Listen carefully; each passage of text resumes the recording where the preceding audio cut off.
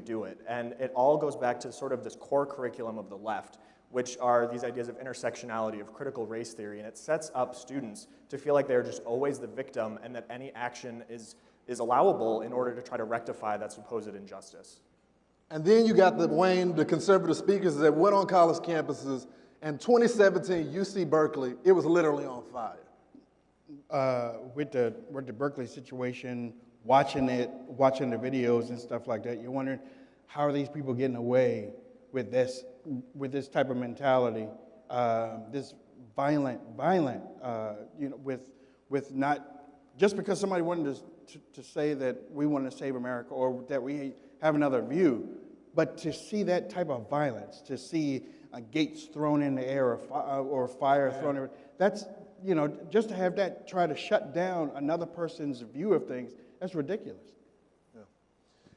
TW, everything really started to come to a head after the election of Donald Trump, where the leaders on the other side said, if you disagree with these guys, you got to get in their face. You got to harass their elected officials. You got to meet them at airports. When they're sitting down eating with their family, you got to come and show them that you mean business. And it was violent.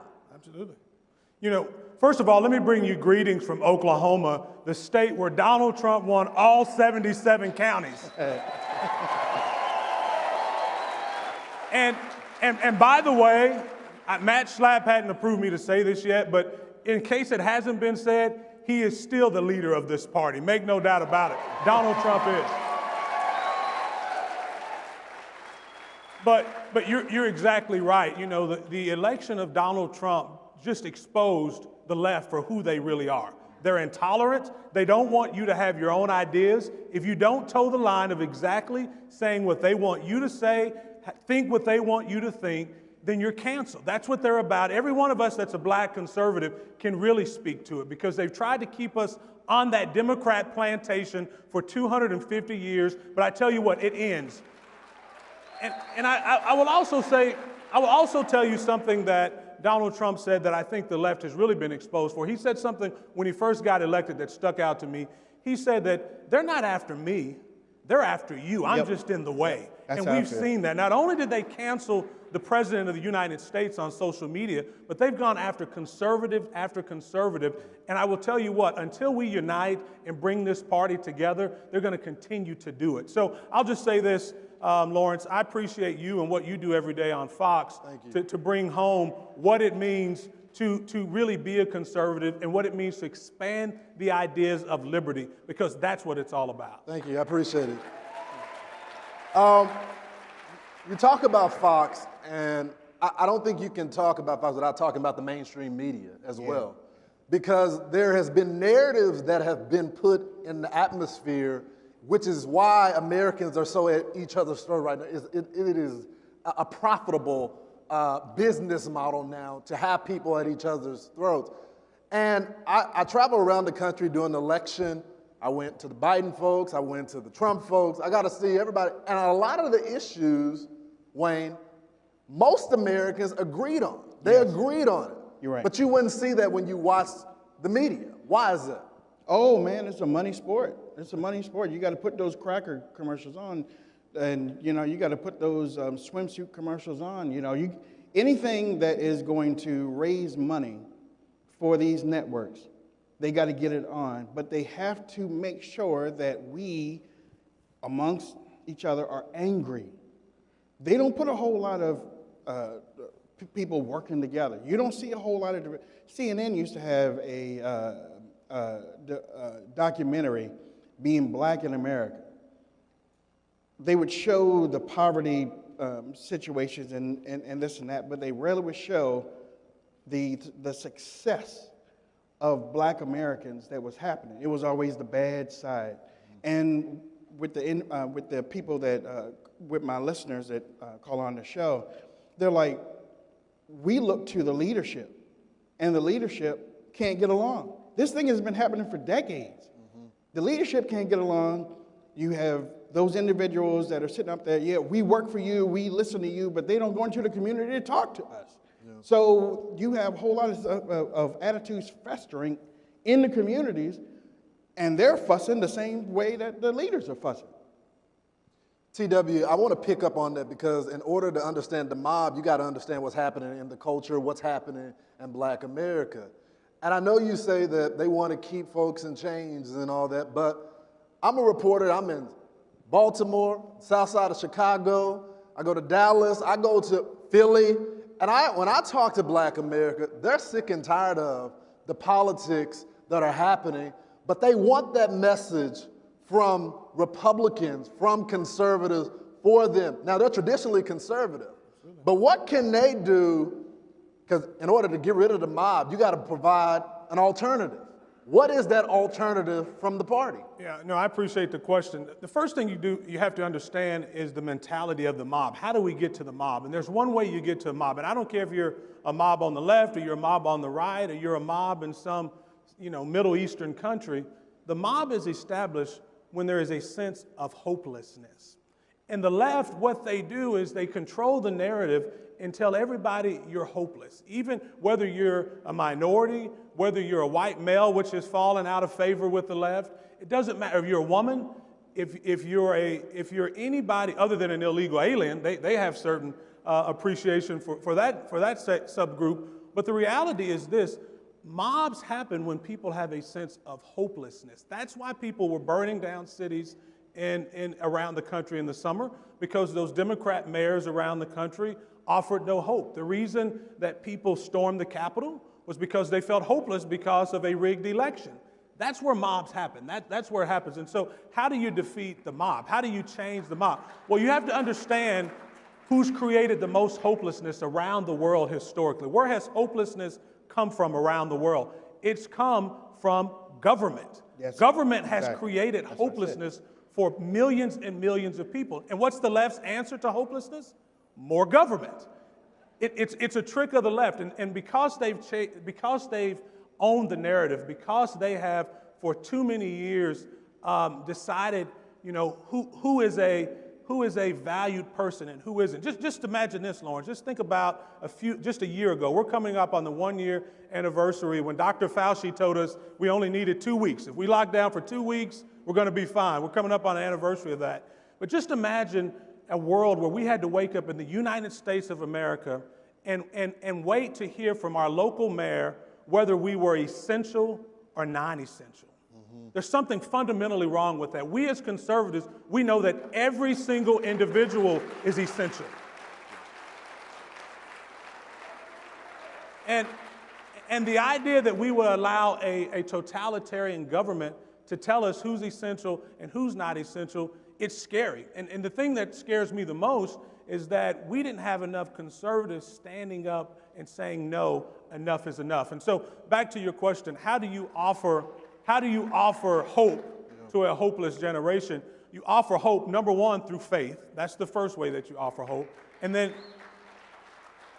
and number two is self-governance. And we saw this, and I don't want to take up too much time, but I get real passionate about it. Having been the former Speaker of the House for the state of Oklahoma, we saw it firsthand how a government can start to unleash opportunity in people. But the reality is this: we have a finite time, and we have to, every single generation of Americans, we have to continue to expand what it means to be American and what liberty means in this country. But we have to fight for it. We can't allow it we can't allow it to languish. And we saw it in this last pandemic. We saw how the left will use any excuse for power.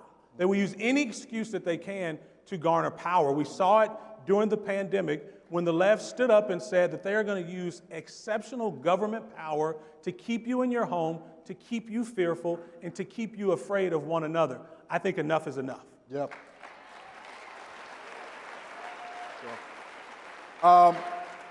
It wasn't just the left too. Some Republicans went along with it as well and imposed lockdowns as well. But a lot of them they're not here to speak at this conference. Spencer, I want to go to you because TW touched on this, the pandemic, and I want to make the correlation to what happened over the summer because I think the hearts and minds of a lot of folks were in a different spot. They have seen the state abuse their power. They've seen the state tell people that they couldn't leave their home. They saw the state drag mothers away from playgrounds because they wanted to play with their kids outside. The way conservatives viewed the state was much different over this summer. We used to just have a mantra of just back the blue, and we do back the blue when the blue black backs the law. But when the state abuses its power, we're upset about that. So then we pivot during the summer. Sean Hannity was the first person to play the full video of what happened to George Floyd. And he talked about the abuses of the state. Talk about how we stand up righteously when the state abuses its power. But then when violence is in the street, we got to object to that as well. Yeah, I mean, this summer saw a lot of things, I think, just laid bare in general about where things are at in this country, how people are feeling. My team and I were out in the streets of Washington, D.C. through a lot of the stuff this summer, documenting it, trying to figure out and talk to people, what do we see going on? And I think one of the things that obviously was not covered on most of the media networks was if you went to Black Lives Matter Plaza in D.C., just right outside the White House, you saw so many shockingly liberal women, white women, yelling in the faces of black police officers. Yeah. And it was just unreal, and you didn't see that anywhere else. And it showed you how much division there is and how much the left has convinced people that somehow being a police officer makes you a bad person, and that if you, as a white woman in your Lululemon leggings, stands up and starts screaming at them, you're somehow working towards racial justice. And it was just shocking to see a situation like that happen again and again.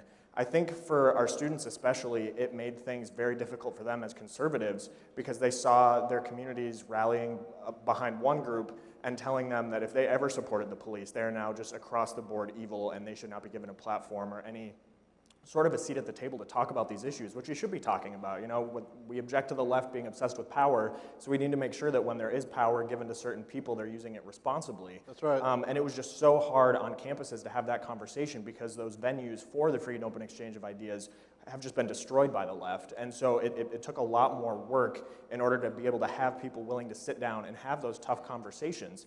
If you can sit down and, like we are, have a conversation about what the role of police is, you can actually come to some common ground like you were saying earlier. But the problem is because the left doesn't want you to have a seat at the table, they'd rather flip the table, that just doesn't happen. Spencer talks about, Wayne, about the white women protesters that got in the fight in the faces of the black officers and were screaming in their face, condemning them, just being nasty to them. But there's another element. I was on the ground in all these cities when the protests were happening. And there were some people that were on the ground that were peaceful. Yeah. They had righteous anger, right? But I saw a lot of white anarchists on the ground with Antifa yelling in their face when they told them, stop throwing stuff at the cops. One time I was there, and one of the ladies looked at the black folks and said, look, they're going to kill you anyway. So we got to address these anarchists that are on the ground, that are stirring the pot, and they have an agenda. Right. It's not for Black lives. Right. It is not for justice for all. Right. It's so that they can have power. Talk about that. And you know what? And I wish that a whole lot more people online saw or would agree with what you just said, because there was a situation where I think some Asian women were painting Black Lives Matter signs on buildings. And a couple of young black women were coming in, don't do that. We didn't do that. Why are you putting us up there and then you're making it look like we're doing that? Just like you said, there's a huge agenda out there, and it's for pitting us against each other. Somebody's getting paid. There's a whole, you know, you can say there's a whole lot of money passing hands, and then those people on the top, they're laughing. They're laughing, and they're seeing America tear at its fabric on the bottom within those communities that you said that you saw. And I just wish that a whole lot more people would be a whole lot more honest, just like with what you said. I wish that a lot of people would see those same things, come out and say, you know what, these people are trying to put us against each other. We have to stand up and say, no, we are America. We can fix this. There are people on the other side that want peace. We can talk to them. We can work this out, but we have to come to that conclusion. You want to pick up on that, TW? You know, I would say this. We're talking about the role of the state in our lives. And, when I ran for state representative of Oklahoma, I was 27 years old. When I knocked on people's doors, I heard two things. Yeah, well, really three things. They said, fix the roads, fix the schools, and leave us alone. That's what I heard when I knocked doors. Yeah. And we saw this experiment over the last year. You have two worlds. You have a state like Florida and Texas versus states like California and New York. Right. A state that said, there's a problem that we have, we need more government. We need bigger government. We need government to fix the problem. Then you've got states like Florida and Texas who said, yes, government has a role in keeping people protected, but government cannot impede on the civil liberties of individuals. And we've seen the difference. And as a result, you're seeing this administration threaten to keep people from traveling to states like Florida, right? The left doesn't want you to see what freedom looks like because light always outshines darkness, and it exposes darkness for what it is. And that's why it's so important that we as conservatives, that we're vocal and we tell our story. You know, it's not enough just to be right. Yes, we're right on taxes, we're right on life, we're right on the Constitution, we're right on national defense. It's not enough to just be right. You have to go tell your story. In your classroom, you have to tell your story. On your job, you have to tell your story because we're right on the issues. And you know what? Don't think that people won't listen. Herman Cain told me during an interview one time, Wayne, just because somebody doesn't accept what you say the first time doesn't mean that you stop telling your message. Yeah. Everybody's not going to accept what you say. Don't get mad. Move on. Yeah. Somebody's going to hear you, and they might not even come back during that same day, but they might come back a little and keep on living your conservative lives too. If there's something that I learned in church a long time ago, is that if you live a Christian life and you live it to the fullest and you show people that God is within you, that draws people to you. Yeah. So if you you live your conservative life and you do it the right way, God's gonna bless you. Somebody's gonna be like, I want what that person got. Yeah. So then you just keep on talking, keep on spreading conservatism. Again, don't get mad because I don't want to hear it. Don't worry about that. Because somebody else way in the back, I want to hear what that person got to say. Yeah, that's true. You know, I'm a preacher's kid, so I can just say amen. All right. So, Spencer, you can't talk about the mob without talking about the mob destruction of business, right? And we had two mobs over the summer. We had the mob of the state that decided that they were going to literally say businesses could not open. And then you had the mob of the violence that decided that they were going to set the businesses on fire. We were doing great when it comes to the economy. Black women under Donald Trump had the #1 businesses, black small businesses, black women, right? Led the way, led the way. What are your thoughts on the mob of the state and the mob of the violence? Well, the mob of the state showed just how much damage government that sees an opportunity to make a power grab and takes it can do in a very small amount of time. I mean, you can look, we mentioned states like New York and California where they were very effective at wielding that power and they didn't follow the science at all. I mean, if you look at the science across the board right now, we could have so much more open. We could have kids back in school. We could have college campuses, students getting back together into that community. But instead, they saw the opportunity to take this power. And on that point, what scares me is now they realize how easy it is to do that. Yeah. We did not put up, I don't think, enough of a fight when it comes to following the science. And now they realize all it takes, a virus with scientific backing that you all of a sudden just ignore the science on, we'll still go along with it. Yeah. So that's what scares me about the mob of the state and how they realize they could wield that power. Then at the same time, just out of example, Washington, D.C., where I live, you have Mayor Bowser shutting down the city, getting rid of indoor dining, doing all these ridiculous things. And then you have the violence breakout. Yep. And so all these businesses that weren't even making an income because they weren't open or able to do anything now also don't have a business to reopen because it's either been firebombed, the windows have been shattered out, everything has just been destroyed and taken from these people. That happened not just in D.C., that happened back home in Minneapolis where a number of people I know had their businesses destroyed by rioters, excuse me.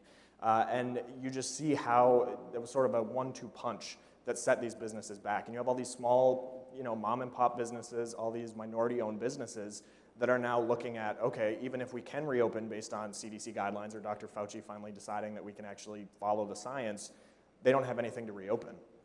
Wow. Wayne, the state didn't just say close down. They allowed that to happen. And then they allowed the businesses to be burned as well. But the state, after telling us all of this, decided they weren't going to give money to these businesses to repair. When just the last year, just watching it happen to these businesses, and I felt bad for them, as we all felt bad for them, because so many people were like getting on TV and they were letting people know they're killing what I destroyed. And then on top of that, the mob came and destroyed what the government didn't destroy. The mobs came and did it destroy. To watch the money come, and then some of the people said that they didn't even get any money.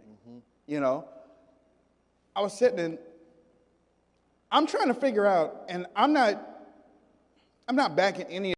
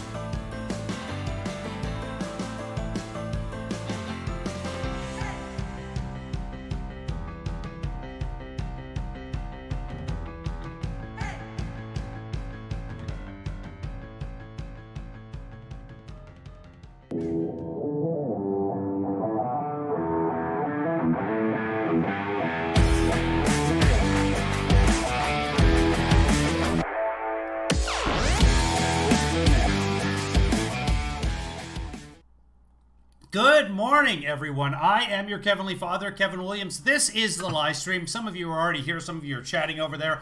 We are covering CPAP this week, short for CPAP smear, where the right tells you what you can do with your uterus. Also, freedom time. So get your freedom claps ready. We are going to have a blast with that today. Ted CRUZ is up. He was on earlier today. At some point, we'll probably catch up with real time. I haven't seen any of this, so this is going to be a good time. I've been busy all morning, and now we're going to get going. So let's just get right into it. Hello, Chris. Hello, Sheep. Hello, Marcy. Hello, everybody else in the chat room. If you'd like to be in the chat room, please do. The easy way to do it is just whatever platform you're on, just do chat, and it shows up over there. So we will be doing that. We will be doing Ted CRUZ. Jason Chaffetz is up today as well. We got a bunch of people up today. It's quite a banner lineup, and it will be all about the stealing of the election in 2020. So we've got that to look forward to. Without further ado, this man just got back from CANCUN. Excuse me. Good morning, fellas. Hey, Danielle. I did not. There was no warning on that one. It just came out when I said CANCUN. Ted CRUZ just got back from CANCUN. So let's get going with some Ted CRUZ action. And I gotta say, what an amazing array of speakers here at CPAC. Mm-hmm. For a second there, I thought we were in Des Moines. What? That one took people a minute. We are gathered here today to get through this thing called life. Electric word, life, it means forever, and that's a mighty long time. But I'm here to tell you there's something else. The afterworld, a world of never-ending happiness. Don Jr. will cover that later. I don't understand Des Moines. I don't get that at all. It took me more than a minute. It's taken me several minutes, and I still don't get it. In dark times. We're gathered at a time where the hard left, where the socialists control the levers of government, where they control the White House, where they control every executive branch, where they control both houses of Congress. Because the people said they wanted them to. That's why. Because it was an election, Ted. Bernie is wearing mittens. Okay. And AOC is telling us she was murdered.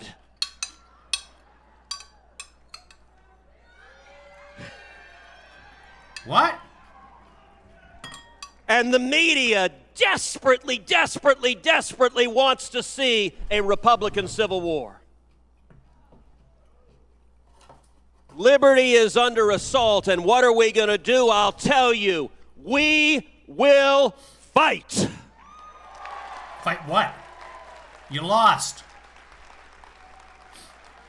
AOC just raised like $5-6 million for his home state while he was off in Cancun. So yeah, fight. Great. Liberty. That's the problem. Liberty. Liberty. Listen to William Wallace. Freedom!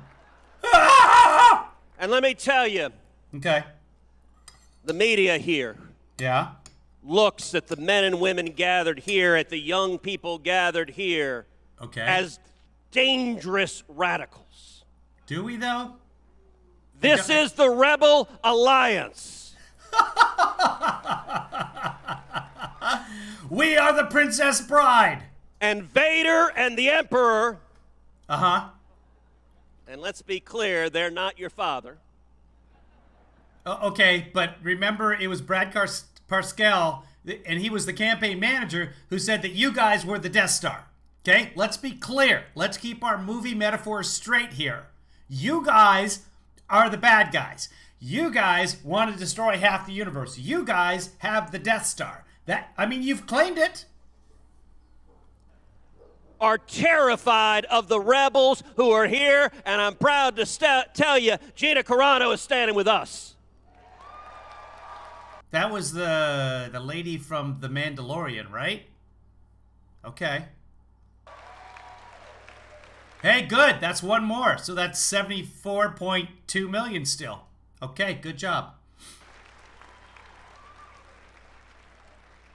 So what do we do? What do we do at a time where the hard left is resurgent? Two very simple things. Number one, we defend liberty. What? Look, are there tensions in our party? Sure. Because we believe in diversity. We believe in individuality. Different people have different views. We aren't the Borg enforcing. Okay, I may have committed a cardinal sin mixing Star Wars and Star Trek. Judges? Yes, that is a cardinal sin. Next thing you know, you're going to cross the streams, and the Stay Puft Marshmallow Man's going to come. We were just too many terrible references We would have also accepted Dumbledore. there. We don't believe in uniformity, but I'll tell you what can unite conservatives and libertarians and those who value the Constitution and the Bill of Rights is a love of liberty. If he was using his liberty more, he'd cut down on some of those pounds right there. Ted, get out, walk around, enjoy your liberty. And the left, they tell you who they are, particularly in a global pandemic. As Rahm Emanuel said, you never want to waste a good crisis. And who boy, these guys don't want to waste it. You see statists in California putting 37 tons of sand in a skate park because ain't nobody having fun while the socialists are in charge. What We happened? see Bill de Blasio in New York sending people in to shut down parks and What is a Blasio, and why would we build one? The hell is he even talking about? to throw young Orthodox Hey, Jewish Andy. kids out of the parks because, God forbid, children have fun. We see leftists across the country shutting down churches. California, they've helpfully explained, you can go out and protest. You can scream and yell, abolish the police. And this virus, magically, no one will get infected. Actually, we kind of know that's what happened. There's been studies, 330 cities, and no cases of the virus. In fact, the cities where the protests happened, for the most part, had lower rates of violence. Or excuse me, higher rates of violence. Virus. You can French kiss the guy next to you, yelling, No, you abolish cannot. the police. You cannot. You cannot French kiss the guy next to you. Do not do that. That's a joke, by the way. That's a Republican joke. He can It's funny because French? And no one will get infected. But No, nobody said that. Literally nobody said that. Everybody said, don't do that. I was saying it. if you go to church and in enclosed space, you're welcome to have church service outside. You can do that. That was always allowed. say amazing grace, everyone's going to die. No, nobody said that. But there were hundreds of cases of people dying after attending Mass or service. Literally hundreds, probably thousands, because this is, what, May or June that I checked the last time? There was a list of churches where outbreaks had happened.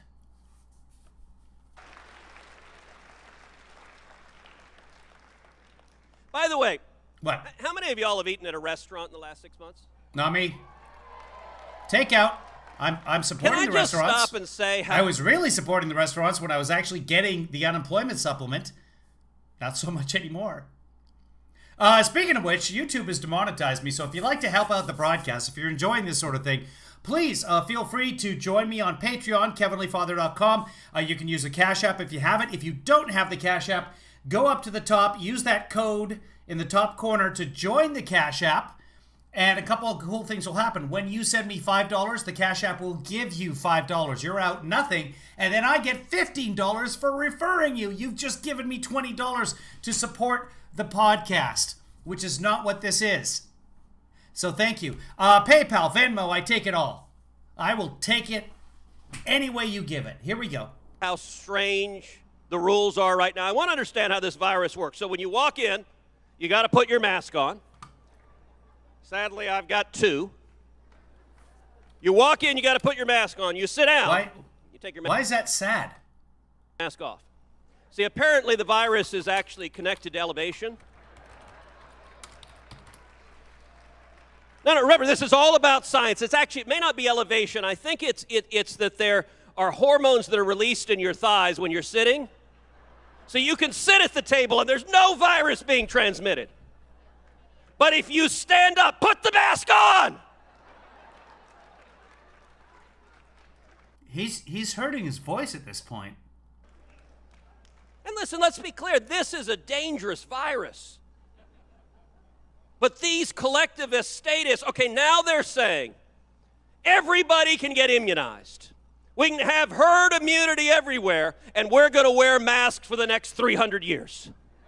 No one's saying that. No one has said that. That's just patently ridiculous. It is a dangerous virus. He is absolutely correct. We've lost 500,000 American souls. Many of the souls he represented, 70,000 of the souls he represented, gone. But now he's mocking the attempt to slow down the virus. Whereas other countries that have universal mask wearing, where it's not a political issue, their rate of death is ridiculously low compared to ours. I'm just going to look up South Korea. Again, from personal experience, talking to someone who just spent a year in South Korea, just everybody does what they're told. They wear the mask. It's not left or right. There are political parties in South Korea. There are elections in South Korea. It's very much an economy like ours. They were, people are getting really sick and they're dying. Oh, we're going to test you to find out who's sick, and then you guys stay home so you don't infect anybody else. Everybody else, wear masks, okay? Okay. Why is that a difficult thing to understand? No, because my mouth needs freedom. And by the way, not just one mask, 2, 3, 4. You can't have too many masks. No one is saying 4 masks. No one is saying that, Ted. But boy, is he animated. How much virtue do you want to signal? But by the way, in case you haven't noticed, typically at CPAC, there are people sitting right up to the stage. Remember last year CPAC was a super spreader. But there are people sitting right up to the stage at CPAC. You'll notice that even though the government can't tell you not to eat in a restaurant because freedom, the people are pushed back from the stage. There are barriers between the people and the speakers.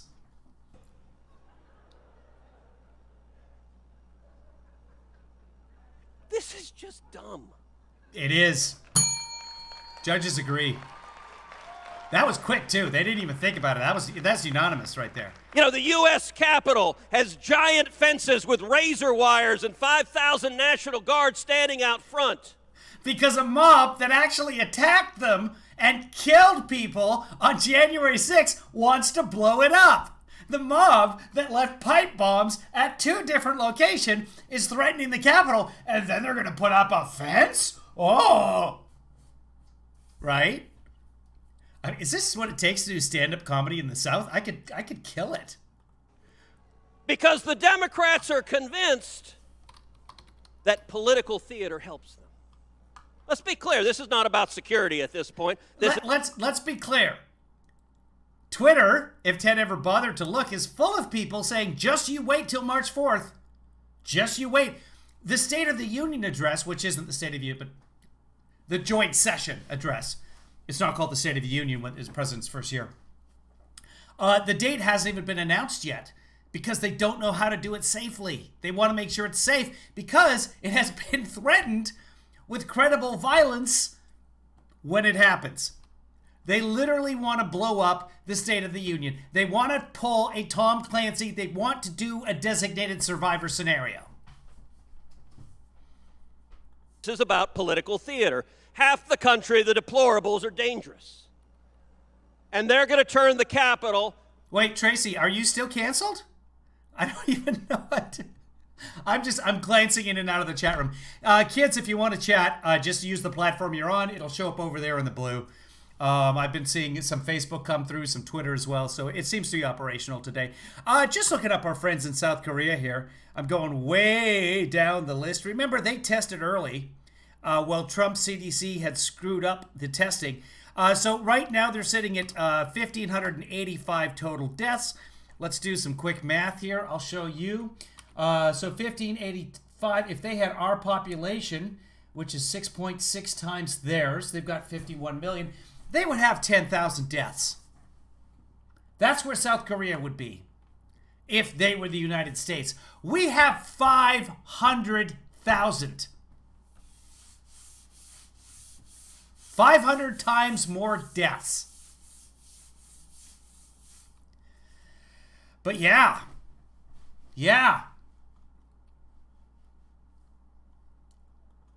Into a I just don't get it. It's just a gainsay. In order to raise funds, one party has to automatically disagree with the other party. They're having fights over Mr. Potato Head. The Republicans have been complaining for months about cancel culture, and then they say, you know what? Transgender, we cannot give them the same rights. That's not a thing. There are 2 genders. Transgendered, not a thing. They want to cancel 100,000 Americans. But I lost my book deal because I persuaded people to invade the Capitol building and kill a police officer. Help. Military outpost in Baghdad just to have their compliant media echo that Baghdad. What? And they're going to turn the Capitol into a military outpost in Baghdad just to have their compliant media echo that message. Okay, are you going to mention the fact that Joe Biden did a strike on Syria after Iran tried to launch a missile, or did launch a missile, into the green zone? Are you going to mention that he launched a counterattack against Iran after they killed an American contractor? Are you going to mention that? I don't know. You know, freedom. But now that you're bringing up Baghdad, that's something we should talk about. But do you know what terrifies every one of these statists? Ted Cruz qualifies as a natural-born U.S. citizen because his parents were Americans. He was born overseas in Canada, and by overseas I mean the Great Lakes. I mean, seriously, if you're on one side of Lake Ontario, it looks like the ocean. It does. It's big. The world curves. the truth. Liberty. McCain was born on a U.S. base. Ted Cruz was not. Ted Cruz was born in Calgary, not on a U.S. There are no U.S. bases in Calgary. There's not even high school in Calgary. Once you get out of junior, then you're done. Liberty's powerful. Liberty's pursuit. You don't, I mean, really, what do you got? Cowboys and oil rig workers in Calgary. You don't need an education in Calgary. It's a waste of time. It's wasted. Liberty is fun. You know, last week, we lost the great Rush Limbaugh. Ted Cruz might get the nomination. Ted Cruz has a very good shot at getting the nomination, and he knows it. I don't think Trump is running again.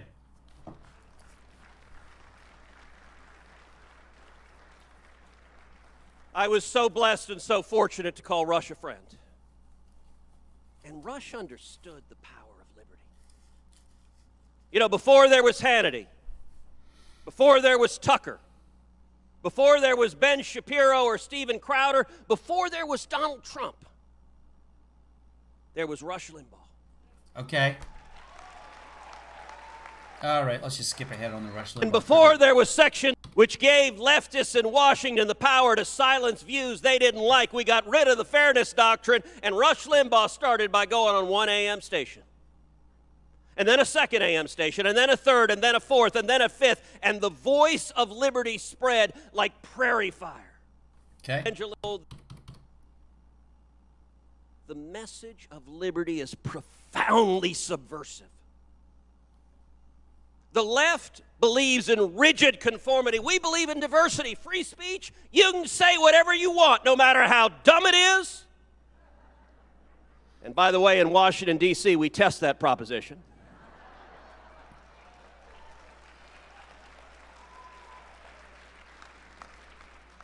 He's got to be, what is that? That's like 6.5 months? I mean, it's time to announce. Religious liberty, you can worship however you like on your knees before Almighty God. Or you can worship the almighty dollar. Or you can worship, I don't know, pink Martians. That's the beauty of freedom, the Second Amendment. Oh, the left hates the Second Amendment. Because they want their people docile and compliant. You know, when we saw riots all across the country, I remember there were reports that riots were going to come into suburban, mostly peaceful, fiery but mostly peaceful. There were reports riots were going to come into the suburbs. I got to tell you, in Houston, where I live, 97% of protests had no violence whatsoever. There's been studies. Harvard, not good enough for you? There's others. there weren't any rioters. Good night, Sean. Because let's be very clear, if there had been, they would discover what the state of Texas thinks about the Second Amendment right to keep and bear arms. Congratulations, David. There are guns in all the other states where there were riots as well. There are guns there, Ted. So defend liberty. But number two, have fun. Have fun. You know, so many on the right, they act like they got a stick inserted somewhere it doesn't belong. True. Like, just lighten up. What? Especially now, the left. They are shrill. See how far away they've got them sitting now? That's because of COVID, the dangerous disease, but they're like, open up the schools! They are angry. How many leftists does it take to screw in a light bulb? That's not funny! That's a really old joke, and it wasn't about leftists to begin with. And that was terrible delivery. It's terrible. It's a really hard to... It's a very funny joke when it's done properly. You can't do it in front of an audience like that. Like, God bless! Who would want to be around these people? Why are you shouting at us? You're hurting yourself. You know, Jerry Seinfeld doesn't tell comedy anymore because any joke that's funny He doesn't tell comedy? is canceled. What? Jerry Seinfeld still does stand-up comedy, just not during a COVID pandemic. I mean, apart from that, yeah, he still demands a lot of money. You know, SNL is unwatchable. The late night comedy, they stand up and say, we hate Donald Trump. Yeah, no kidding. We didn't get that the last 9,000 times you told that. Right. You know, in 2020, the New York Times reported that 60... So don't watch. As compared to your comedy?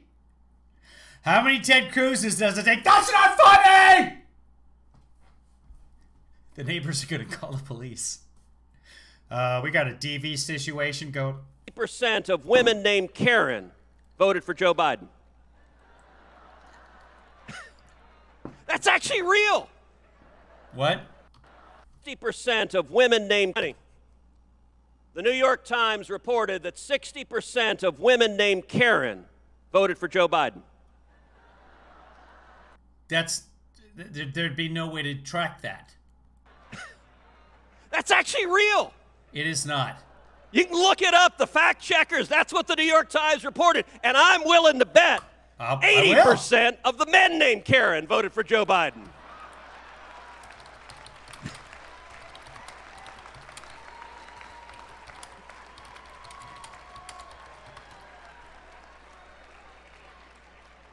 Just have fun. You know, yesterday, John Boehner made some news. He suggested that I do something that was anatomically impossible. To which my response was, This is actually true. The New York Times did some polling, and they found the people planning to vote for Joe Biden over President Trump, and they just, the top 10 common female names, Karens are joined by Barbara's, Lisa's, Patricia's, Elizabeth, Susan's, and Mary's in favoring the Democratic presidential nominee. Well, the data suggesting Nancy's, Jennifer's, and Linda's tended to back Trump. So that's handy. Thanks, New York Times. That's actually true. Let's see if that's actually, if 60% is correct. Oh, this is hilarious. The headline here, they got the headline wrong here. Here we go. Let me pull it up full stream here. There it is. Look at this. The most likely to vote for Trump? The dicks. Thomas, William, Nancy, Michael, Susan, Karen's. Yeah, Karen's 60-40. So, yeah, he is correct there. I just fact-checked that for you. Okay, so that was that. who's John Boehner?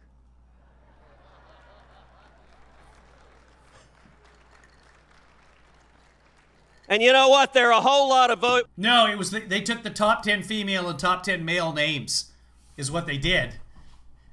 And, I mean, that was a layup. And that's how you do comedy. It is not. Don't try that at home. Voices in Washington. Yeah.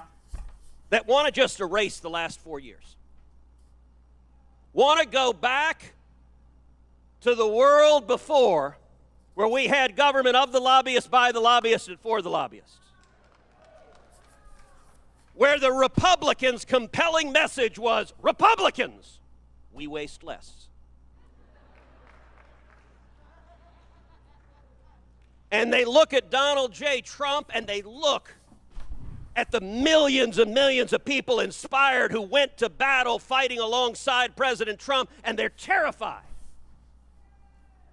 And went to battle fighting along. This is what they're doing, by the way. The right is using fight or battle as often as they possibly can to say, well, that's just part of political speech. We don't need any, we're not telling anyone to go fight, literally fight. Everything is now a battle, a war on Christmas. Wait till that comes. And they want him to go away. Let me tell you this right now, Donald J. Trump ain't going anywhere. He might be going to jail at some point. He has not. Donald J. Trump has not filed to run in 2024. He's missed out on millions of dollars by doing so. He has not filled out the Form 2. It's a very simple form. You fill it out, you give it to the FEC, he said, I am going to try and be president. It's not a commitment, but he could have raised millions during the impeachment trial just by filing that Form 2 and fundraising. I used to get, I don't know, 8 to 15 texts a day from the Trump campaign trying to raise money.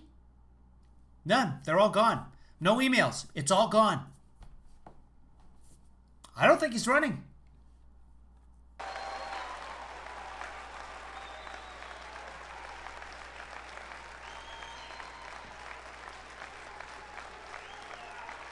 And the Republican Party is not... To give you an idea, in 2017, the day after his inauguration, he filed his Form 2 and began fundraising and campaigning for 2020. Didn't work out for him. Maybe it's like bad luck. I'm not filing a Form 2. It's bad. Not the party just of the country clubs. The Republican Party is the party of steel workers and construction workers and pipeline workers. And dicks. And taxi cab drivers and cops and firefighters and waiters and waitresses and the men and women with calluses on their hands who are... Why are you yelling so loudly? You're above my decibel limit. I apologize, guys. I'm going to turn him down. Working for this country. Stop That it. is our party. And these deplorable... You're hurting us. ...are here to stay. Not a brag. Not a good thing. Oh, you can file the Form 2 anytime. You guys can file a Form 2. Again, it's a very simple form.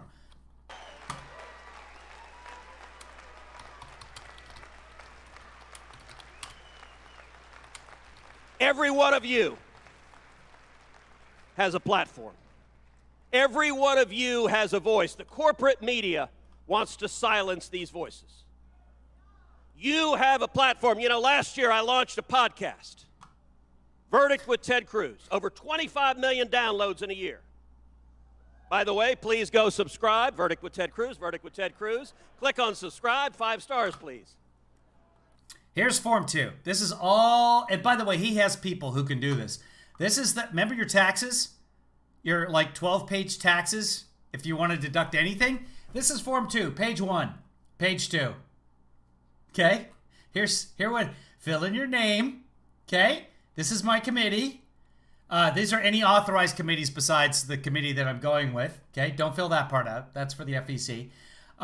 These are another authorized committee. If I have another one right there, another authorized committee or another authorized, literally, this is all you need to fill out. This little top section right here.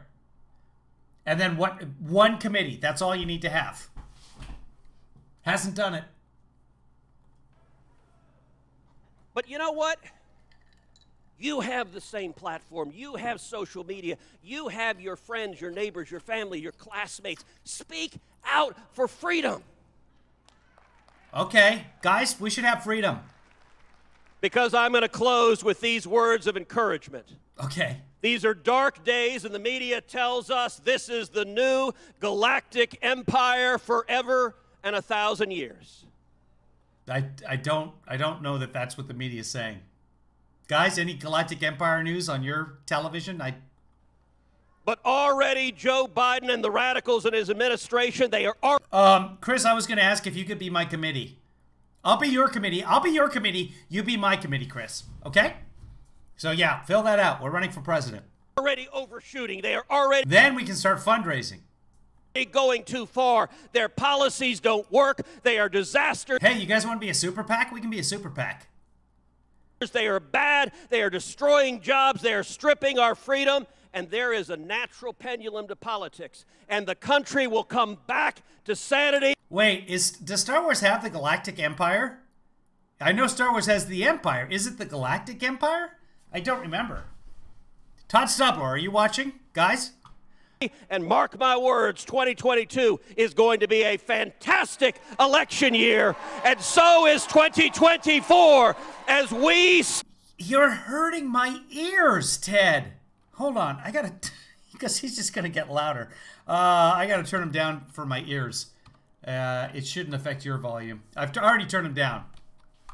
on your end. Stand together and defend liberty, defend the Constitution, defend the Bill of Rights of every American. In the immortal words of William Wallace. Leslie, you can be my campaign manager. Sounds good. Or do you want to be Chris's campaign manager? Can you manage 2 campaigns? Why the hell not? You can be my Super PAC manager, and you can be his campaign manager. Freedom!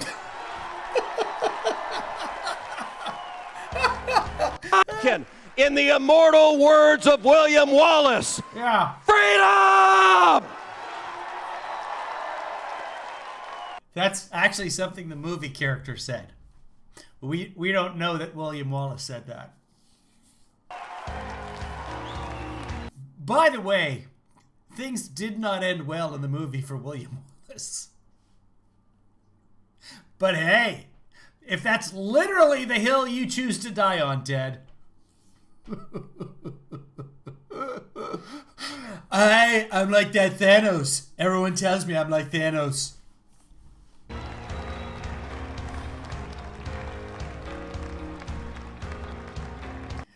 Fun fact, at random, William Wallace was tortured and killed directly after that in the movie. Same thing happened, by the way, to Mel Gibson after the movie's release. That's why we haven't seen him. Yeah, there's no galactic anything. Thank you, Todd Stubler. Judges agree. If someone has a counter view to that, if there is some kind of galactic empire in Star Wars, please submit that in writing. I just need to see your Form 3. And send that to the Galactic Senate, and we will make sure that Senator Palpatine takes a look at it, and we can confer. We'll go to conference. Bring in the ETs and the Pelosi's. Do you guys know that the ETs, Steven Spielberg's ETs, are in that Galactic Senate? The one in Episode 2, I think, where like the whole movie is objection, Senator. We need to talk to the parliamentarian. You know that part of the movie when they're in those pods going up and down in that big Senate. There's Wookiees and there's ETs. Rick says the Galactic Empire is Star Wars. Marcy says it's Spaceballs. It may also be Spaceballs. Judges agree. Okay, so that's Ted Cruz. Let's jump ahead here. Because there's a bunch of stuff about how the election was fixed. Let me jump ahead to that. Let's see what this is. I'll play this while I'm looking for that. Oh yeah, like the broadcast. If you're watching this on YouTube, hit that like button. Smash that like button. What's up? Nevada's Attorney General between 2015 and 2019. Prior to his time as Nevada's Attorney General, he worked... Okay, that's already boring me. Oh, here's somebody. We'll play this for... Oh, wait, was that Jason? Yeah, this is all about how the election's being stolen. Let's go to Jason. Here we go. They create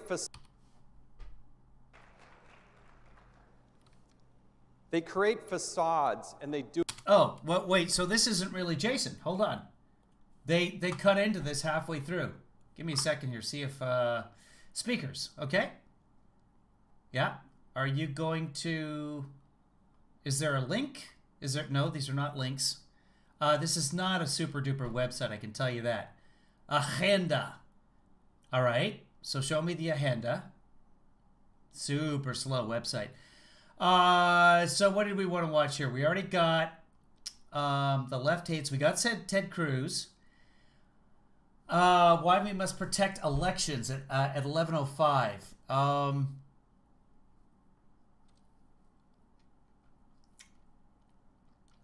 We wanted Jason Chaffetz. Keeping America Safe, Tom Cotton, that already happened. So that's before.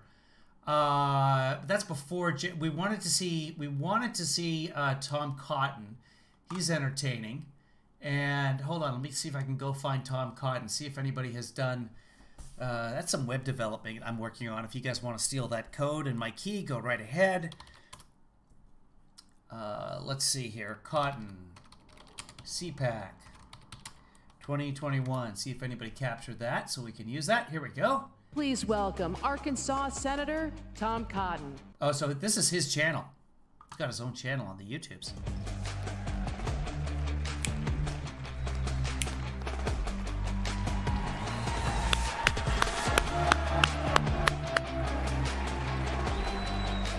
You guys want to watch Braveheart? I don't know. I saw it years ago and it was like, oh, that was kind of neat. But, I mean, we know how it ends now. Thanks, At Random.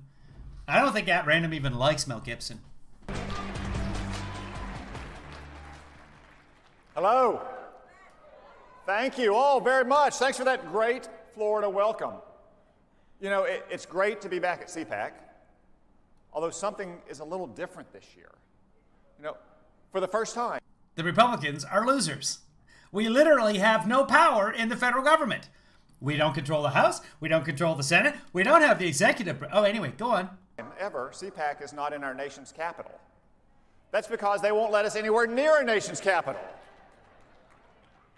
Think about it. Even though cases are plummeting and vaccination rates are surging, we are still banned from getting anywhere near our nation's capital. Now, contrast that with what happened last summer with the BLM protests there. Thousands of people in the streets as cases were surging. Did Democratic politicians try to lock that down? No, they went out and marched with them. Now, hey, if you guys want to hold CPAC outside in Washington, that's probably okay. There's probably not a problem with that at all. Maybe if CPAC had but yeah, go freeze your asses off in Washington, D.C. right now. Promised to burn down buildings and tear down statues, they would have let us up there. But there's nowhere I would rather be than here with my fellow patriots, free than locked down in Washington, D.C. Washington, D.C. is not locked down. By the way, he's a good 25 feet from any of his fellow patriots. But just think about that contrast. Yeah. That contrast strikes at the heart of our freedom.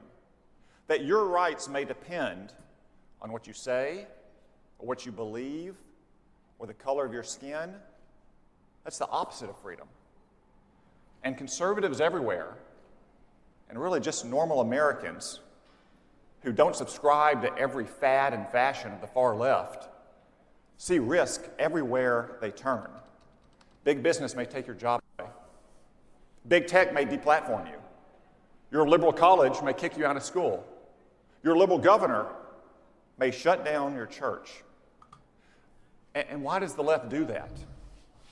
It's because they failed to heed the warning of Ronald Reagan in his farewell address.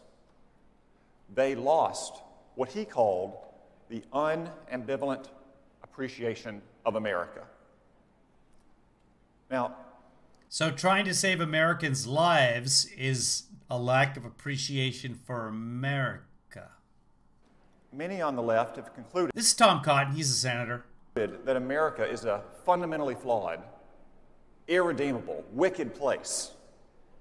They have a lot of names for it, but whatever banner it flies under, it gets back to that. Hey, Rick gets his vaccine on Tuesday. Congratulations, Rick. Rick, how old a man are you? How come you get your vaccine already? I'm moving to Jersey. Rick gets a vaccine because he smokes. Lucky Rick. I wish I smoked and lived in New Jersey. Anti-American idea. You can call it wokeness or political correctness, cancel culture. You can call it critical race theory, critical gender theory, critical whatever. Some people call it systemic racism. But here's their point. The key word is not racism. The key word is systemic.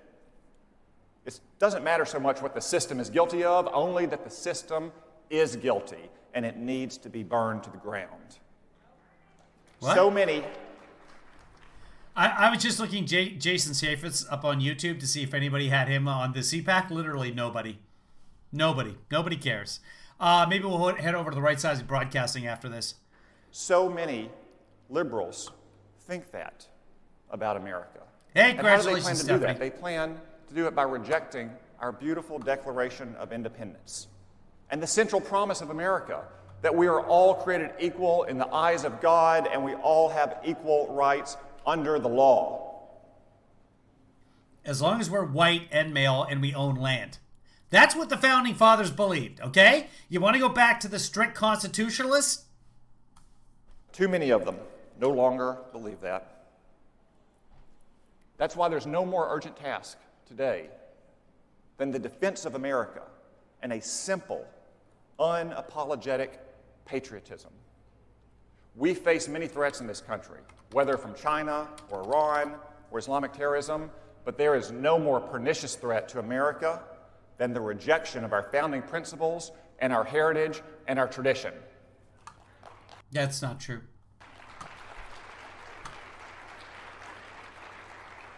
And to all those on the left who would reject those things, I have a message. The November 3rd. We will defend America without fear, without reservation, and without apology. We have channels with many of your... After all, we've seen what happens when people lose the nerve to defend America. Last summer, chaos and riots engulfed our streets.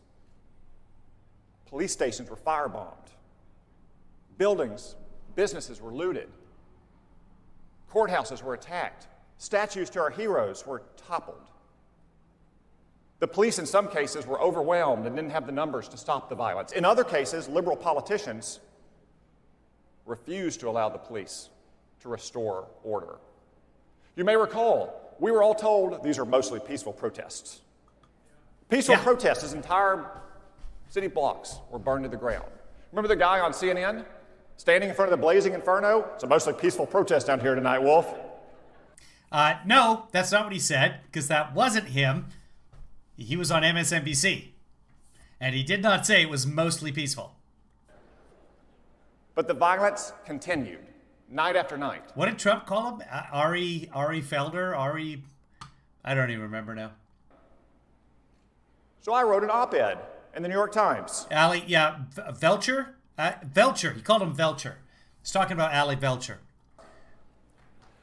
It had a very simple message, very simple, very common sense message, grounded in American history and law, supported by a majority of Americans, arguing very simply. If the police cannot, or especially if they are not allowed to restore order, then it is time to send in the troops. And yeah, David, he's calling for it again. As he's saying, when there's protests, you send in the military to stop the process. And what happened next? Total meltdown with the little social justice warriors at the New York Times. All these children that had been marinated in the language of the campus seminar room.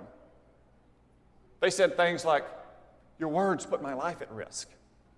As if typing on their phone, sitting on their futons, was as dangerous as being a cop trying to stop rioters in the streets. Or "Your words are violence." No, I'm sorry, kiddo. Words are words. Violence is what your friends are doing out on the streets of America. I'm sure he's just about to address the people storming the Capitol. And of course, I know, he said they're marinated in their colleges and their schools and their education. Yeah, that sounds delicious. The New York Times editors, they caved and rolled over and they apologized. They said, I'm all for marinating children. That's what sunscreen is. My work didn't meet their standards. That's one time I actually agree with the New York Times. My work did not meet their standards. It far exceeded their normally lousy standards.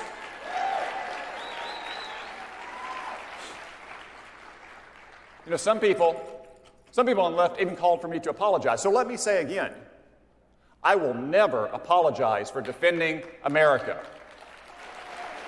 And okay.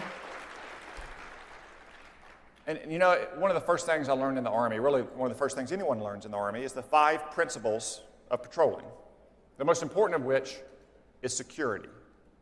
Because if you don't have security, you don't have anything.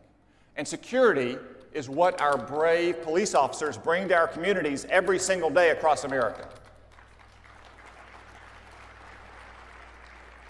And that's why conservatives should never apologize for backing the blue.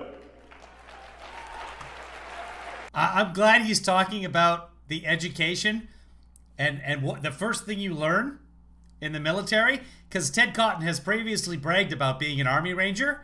He was never an Army Ranger. He went to the Army Ranger school, which everybody in the military can go to. They did not want him to be an Army Ranger. But he claims, he's told stories many times of his time as an Army Ranger, never an Army Ranger.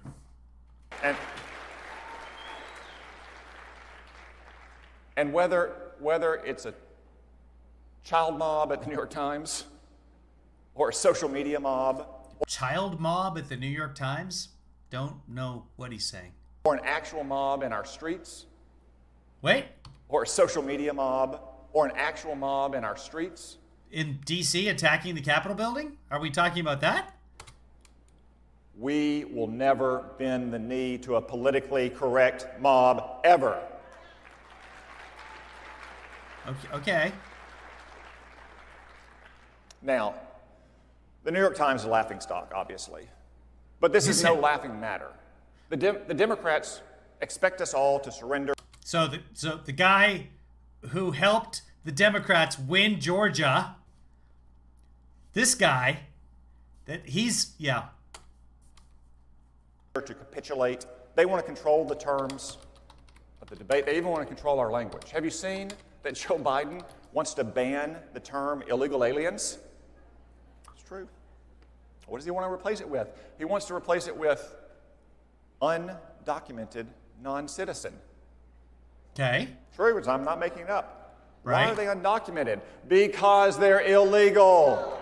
No. If they've asked for asylum, they are not illegal. Asylum is a completely legal process, not only in this country, but worldwide. It's simple, people. It's very simple. If you're in this country and your status is as an asylum seeker, you're completely legal. And that's just the tip of the iceberg of their open borders immigration agenda. But by the way, the Democrats and the left have been trying to get them called undocumented aliens or undocumented immigrants or whatever, migrants. This is 30 years ago. Now the Democrats want us to call them undocumented. Well, that's what they are. Give amnesty to 15 to 20 million illegal aliens with no strings attached, with voting rights, presumably in time for what they hope will be Kamala Harris's re-election campaign. So Kamala's going to win in 2024. Good job, Tom. Because she can't have a re-election unless she's been elected already. So there it is, folks. Tom Cotton endorses Kamala Harris, 2024. Possibly 2028. I don't know. We'll wait and see. Maybe he's also going to endorse Joe in 2024. Halted deportations for all illegal aliens. Murderers, rapists, terrorists, MS-13 gang members are not being deported. They stopped building a wall. That's not true, actually. Courts have stayed that order. On our border, and they put up a wall around your United States Capitol. And right now... Anyway, that's for 100 days, by the way, that order. Right now, as we speak, they are literally tracking... What? Why would they put a wall up around the Capitol building? Why would they do that? You know why, Antifa? Down illegal aliens in Mexico who Donald Trump turned away to invite them to come back. They're not illegal aliens. They are legal asylum seekers. And Donald Trump didn't turn them away. He just said, you have to wait in Mexico while your asylum case is being heard. That's not catch and release. That's recruit and release. And of course, you can't fly into America without a negative coronavirus test, but you can cross our border without one.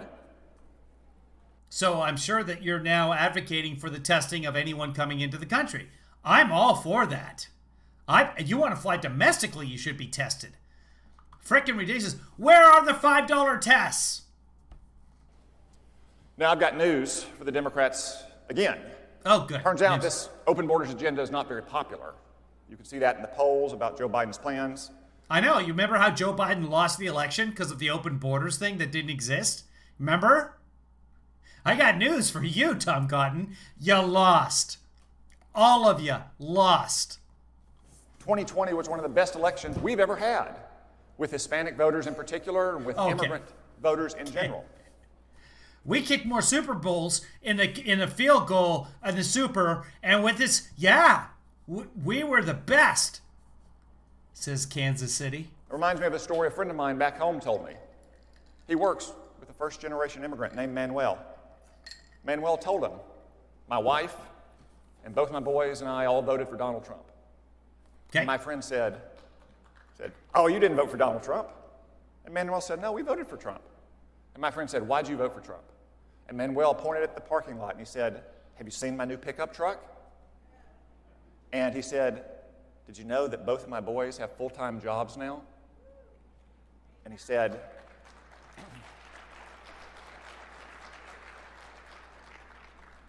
you know, I'm not offended by what Donald Trump does. And like so many Americans across the country, he said, we have Donald Trump to thank for those things. Okay, but a lot of Americans are offended by what Donald Trump does. A lot more than aren't offended by what Donald Trump does. You see? That's how democracy works. So, again, not a good brag. Hey, Ruth Ann. So, is it any Man, okay, Marcy, that joke is very close to being racist, so I'm not gonna read it. wonder that people like him, immigrants who obeyed our laws and came here the right way, who earned their citizenship and earned the right to vote, are some of our most patriotic and loyal Americans? People who escaped oppression from countries like Cuba or Venezuela or China. More than ever, we need. Those would be refugees. Those would be people seeking asylum, Tom. You remember those illegals you were speaking of? The same people. That kind of simple, unambivalent, unashamed patriotism. The proud love of a great country, because America truly is a great country. When I'm talking to these people, when I'm having conversations with the megas, my only goal, and I can't get any farther than that, is to get them to the point where they're just silent for a second. Because you say something like, okay, those people from Cuba, those people from Venezuela, those people from China, those would be asylum seekers. The ones who escaped, they have to seek asylum. Yeah, but Trump, he's America first. If you can get that moment of silence, they're not going to change their mind. Maybe 1 in a million. But when you think about it, that's 74 million people whose minds can be changed. No, sorry, that's just 74 people. Country, it is worth fighting for, it is worth dying for, and it is worth defending our history. Okay. Please. So we are defending slavery? Is that what we're doing? What is he saying? These radical liberals, they want to erase our history. No, shut up. Okay, let's move on to somebody else. Let's see what Jason Chaffetz had to say. He's a lot more subdued. Don Jr.'s coming up. He might already be talking. Maybe we'll go to Don Jr. Let's see what's going on with Jason. Unison with these so-called traditional media. And now they figured out that social media, they can't win that, so they need to suppress it. They need to cancel it. They need to get rid of it. They got to make sure that it doesn't get out there, that you all aren't allowed to communicate. So let's look at, again, a little bit deeper in terms of how the Democrats and the liberals do this and what they're trying to do. H.R. 1, House Resolution 1, was introduced in the 116th Congress as well as the 117th Congress. They modified it a little bit, made it even worse. Oh, God. Yeah, maybe not Jason. Let's see who else is coming up here. Jason's not really much. What do we got here? We got a lady. We got, oh, kids, we're in for a treat. Here we go. Here comes Blackburn.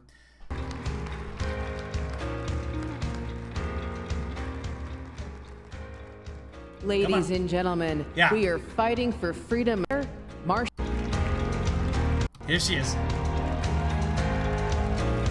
Crazy time, crazy time, crazy time.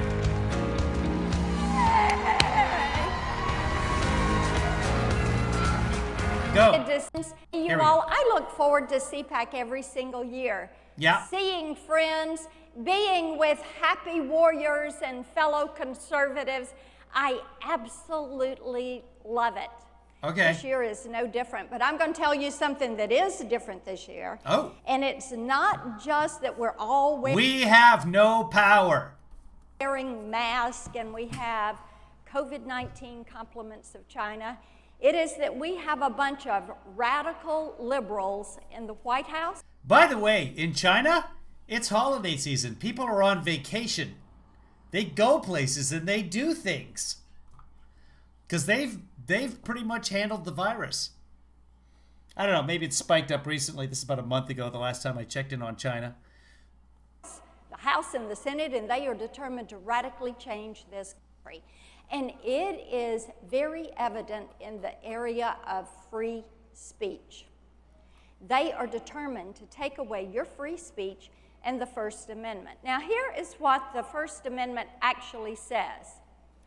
Congress shall make no law. That is an order, shall. They can't do it.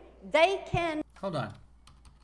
And the First Amendment. Now, here is what the First Amendment actually says. Congress shall make no law. That is an order, shall. They can't do it.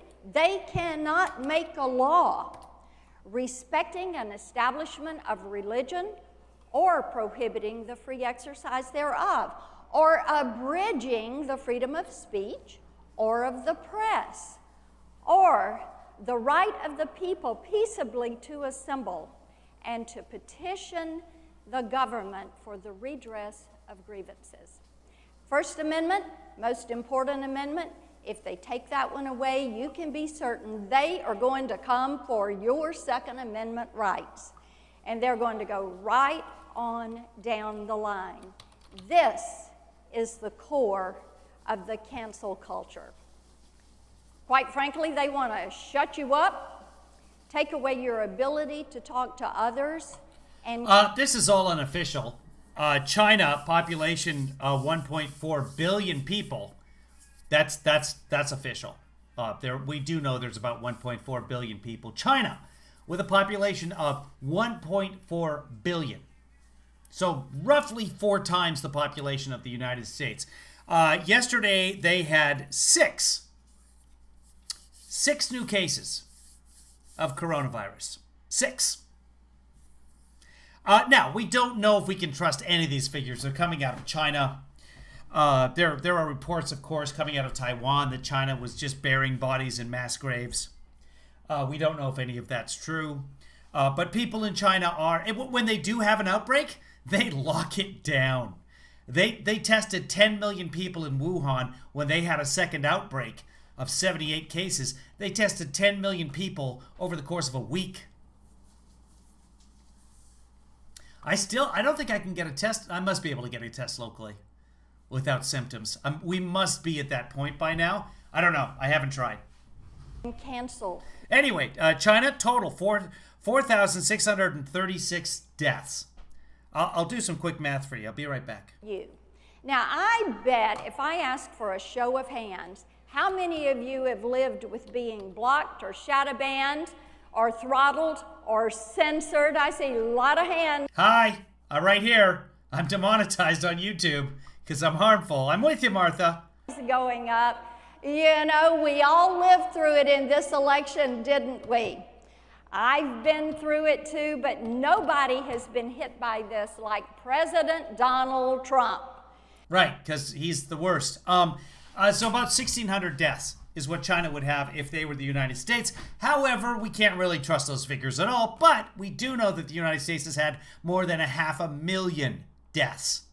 So China, by locking it all down, really locking it down, yes, they gave up some of their freedom. The United States has never locked down. We have 21% of the world's deaths, only 4.25% of the world's population. Do you see the difference? They're the biggest country in the world in terms of population. 5,000 deaths. Double that, triple that, quadruple that. Times it by 10. Still not close to the United States. Still 1/10 of the United States. First, they decided they were going to fact check him, the leader of the free world. And then they were going to block him. Send a message. And yeah, God forbid that someone fact check a leader. That's not the American way. Remember, they're all like, hey, we're the founding fathers, and we are not going to question King George. Remember that? That's what America's all about. We're not going to fact check the leader. She's got a problem with people fact checking the leader. I mean, just the basic premise of what this country is the complete opposite of the Republican Party and what they think it is. And then they were going to temporarily ban him. Then they were going to permanently banned him? Then they were going to temporarily ban him. Then they were going to permanently ban I don't think that's English. him from Facebook and Twitter. Right? The leader of the free world. Yeah, then they did it. But if you go on Twitter today, Uh-huh.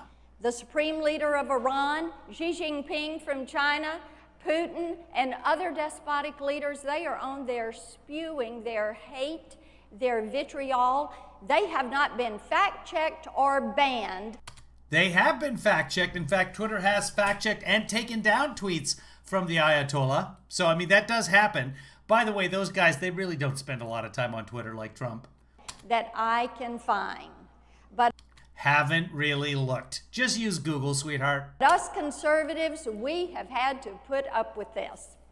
Big tech, big media, and the Democrats are never going to stop trying to silence us, but they don't realize we are going to fight back. And even though... Guess what? Putin doesn't have a Twitter account. All that there is President of Russia, official Kremlin news. There's no actual Putin. Putin does not have a Twitter account. So she's correct, is that Putin hasn't been banned from Twitter. That is correct, because he doesn't have a Twitter account. Mark Zuckerberg says that Facebook works more like a government than a company. They think these guys, they all think they're the gods of the Silicon Valley or the masters of the... Oh, Jennifer, that would be great. They wanted to ban Trump like they banned sheep when you castrate them. Wouldn't that be pleasurable for everyone else but him? Virtual universe. You know who you get to do that is Joni Ernst. She knows how to do that. They are so brazen. This week we even had Democrats in the House send letters to cable news providers and streaming services saying that they needed to shut down these conservative outlets like One America News and Newsmax and Fox News because they were giving differing opinions. They were guilty of robust, respectful political debate, giving two sides of the story. So they wanted to shut them down. See, they are pressuring media outlets to cancel conservatives. But I don't think you all are going to let them do this, are you? I think not. And I have to tell you, this is more than content moderation, which is what big tech likes to say they're doing. Just making certain people are polite. This is about controlling what you see, hear, and say, thereby what you think and how you vote. The left is telling you to submit or they will cancel you. Conform or they will cancel you. Sounds a lot like communist China, doesn't it? The Chinese Communist Party during COVID, they locked people in their apartments, cut off their communication with others, wouldn't let them travel around China, but you could go... No, they did not cut off their communication with others. ...anywhere else in the world. China carrying out human rights violations against the Hong Kong freedom fighters, Tibet, Taiwan. They've got the Uyghurs. Right, but that's not COVID. We're not talking about that. We're not talking about being China. China is very, very bad at a lot of things, but they handled the virus properly. Enslave encampments, internment centers. Look at what they do with the economy to American innovators. They rob, replicate, replace. They steal your intellectual property, they create it themselves, and then they replace you in the market. They steal your intellectual property, they create it themselves. No, they just stole it. They don't need to create it themselves. That's not what intellectual property is. She doesn't understand what intellectual property is. It's IP. Just call it IP. Taking millions of American jobs. They're trying to steal the mind. They create products with the IP. of our children and our college students with Confucius Institutes and classrooms. This is why we have to keep blocking Huawei, which is the spy network for big tech. They're trying to build a virtual you online. Thank goodness. Oh, okay, but that's fine, but that's China. That's not big tech. That's China. It's not Facebook. Facebook and Huawei are two completely different things, but okay. President Donald Trump understood China. He understood this, and he was standing up for the United States because China is trying to cancel the United States of America. China and big tech, they have a cozy relationship. And they have been allowing the Chinese Communist Party to spew all of their information. I can't find anywhere that they've been censored or blocked or banned. Big tech is aiding and abetting the Chinese Communist Party in their push for global dominance. And we are going to have to stand against it. So the question is, what are we going to do about it? And my question to you is, are you all ready to fight back against big tech, against big media, against censorship? Are you ready for the fight? All right, that's great. What we have is the Virtual You Protection Agenda. Let's start with online privacy. Okay. Big tech, this is what we will say to big tech. You cannot track, follow, listen, data mine, or share your information with a third party without getting your explicit consent. You know who's done that already? California. Leftist California. I don't know, if you're outside California, maybe you don't get this, but almost all the websites we go on now, if we're in California, pop up with a thing saying, hey, can we please share your information? And you can opt out. Companies, I think, wasn't it at random? Weren't you doing that for some internet company? Helping them conform by the end of last year? Or 2 years ago? Whatever it was? Somebody was. Companies had to conform. There's somebody else in here too that was talking about how their whole company had to change in order to conform to California's new regulations. California, you know that state you all hate? They're the ones leading the charge on this. But yeah.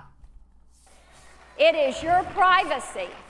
When it comes to Section 230, and you've heard a lot about Section 230, haven't you? When it comes to censorship, they cannot come in and remove you, remove or block you or throttle you without telling you explicitly why. And to big tech, we say, we're going to take away from you these... That's not Section 230 at all, but okay. Section 230 provisions. At random, don't worry about it.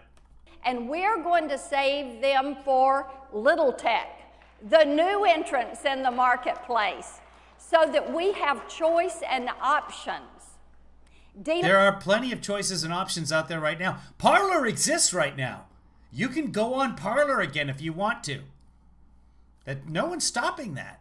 Dealing with China means we have to bring our manufacturing... You can't go on Twitter in China. It's blocked in China.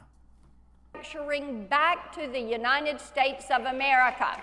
We have to continue to support what President Trump was doing to hold China to account. We have to end these Confucius Institutes so that they cannot steal the minds of our college students and spread their soft propaganda. We have to continue to block Huawei. Thank goodness President Trump did that. And make certain that their spyware is not getting into your electronics and networks. And on the First Amendment that is the most important amendment, it is we, the people, that are going to have to stand up and tell big tech and big media that enough is enough. We are going to have to tell them we will not stand for them to cancel conservatives. We will not stand for them shutting us down on social media. We will not stand for them ending conservative. You don't really have a choice. They're private companies, and you have to comply with the terms of service. Even myself, currently right now, I can't make any money off of YouTube. Most of my watchers right now, you see all the red over in the chat room? Everybody's on YouTube because it's got the best chat. I can't make any money off of the ads that they're showing in front of my videos on YouTube right now. There's no ad breaks. No one's making any, well, they're making money. I'm not making any money. I've been demonetized. At random, you're going to miss my answer. Yeah, I saw your answer. Everybody, look at random's answer. I don't know. I would just love to sit in a room with her for 10 minutes and just talk about this and explain the contradictions in her own speech. It's very simple. It's not hard to understand. You guys get it. Yeah, this is Marsha Blackburn. But how do you get that audience? And is she capable of comprehending? I just answered somebody on Twitter. I had to say, your miscomprehension doesn't make you right. Conservative and religious TV programs, music and entertainment that is enjoyed by, we know, at least 74 million hardworking, tax-paying Americans. We don't know that 74 million of them are hardworking. A lot of them are retired. A huge amount of retirees voted for Trump. All the dicks. So, it is going to be up to us to stand up for that First Amendment, to make the point that we, the people, treasure that right to worship as we please. We treasure that right. Oh, this whole thing was about freedom of religion? Spent like 25 minutes talking about Twitter. To speak our mind and have an opinion. We treasure the ability. Yeah, so the whole protection of privacy at random answered a while ago. The whole thing about protection of personal data that Blackburn is all up in smoke about is the CCPA, California's Privacy Act. And each state has to create their own privacy laws in order to comply with, they're modeled after the law that Europe had, which is the GDPR and the California Privacy Act. If they want to do any business in California, companies have to comply with the Privacy Act. And that's why you're coming up with all these notifications. I've got to say, some of you in other states, you must be getting these notifications as well. On websites you've been to before, they're saying, is it okay? Can we get your consent? Do you want to opt out?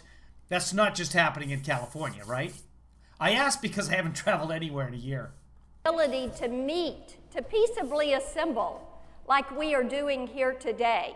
No one's trying to stop that. And we treasure our right to petition our government. And on that I will say, Nancy Pelosi, let's get the fencing and the wire down and away from the U.S. Capitol. Okay, deal if you tell Trump to tell his people to stop threatening to blow it up. Right? I know, I get it. Madonna said she would like to do that. It was the White House, technically. Thanks, guys. We know. But these people, they actually got in there and smeared poop on the walls. Poop! Just the effort involved in doing that. I can get there. But just, like, I'd have to, do you go into the bathroom and get some poop?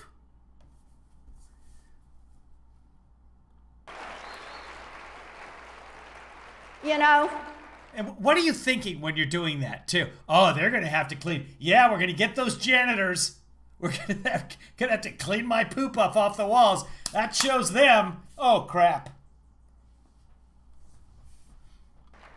It is important that we have robust, respectful political debate.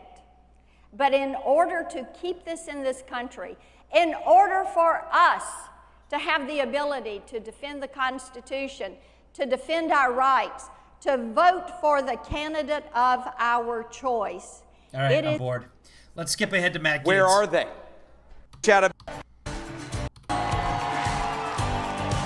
And you knew that there were no Antifa in the crowd in the Capitol because none of it was artisan poop.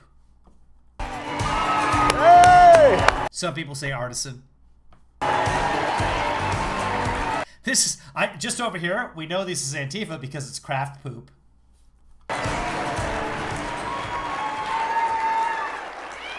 I haven't gotten that good a warm welcome since I was in Wyoming. My fellow The whole open with a joke thing? patriots, don't be shy and don't be sorry. Join me as we proudly represent. Okay, at this point, his head just looks weird. It's just getting taller and taller this way. I mean, I haven't had a haircut in a year, and my hair looks better than that. Represent the pro-Trump America First wing of the conservative movement. Okay, then. We're not really a wing. We're the whole body. We're the main attraction. He's yelling, too. I got to turn him down. In the greatest show on earth. It's our ideas. This is not the greatest show on earth. I've been exercising most of the morning until now, and I'm falling asleep watching this show.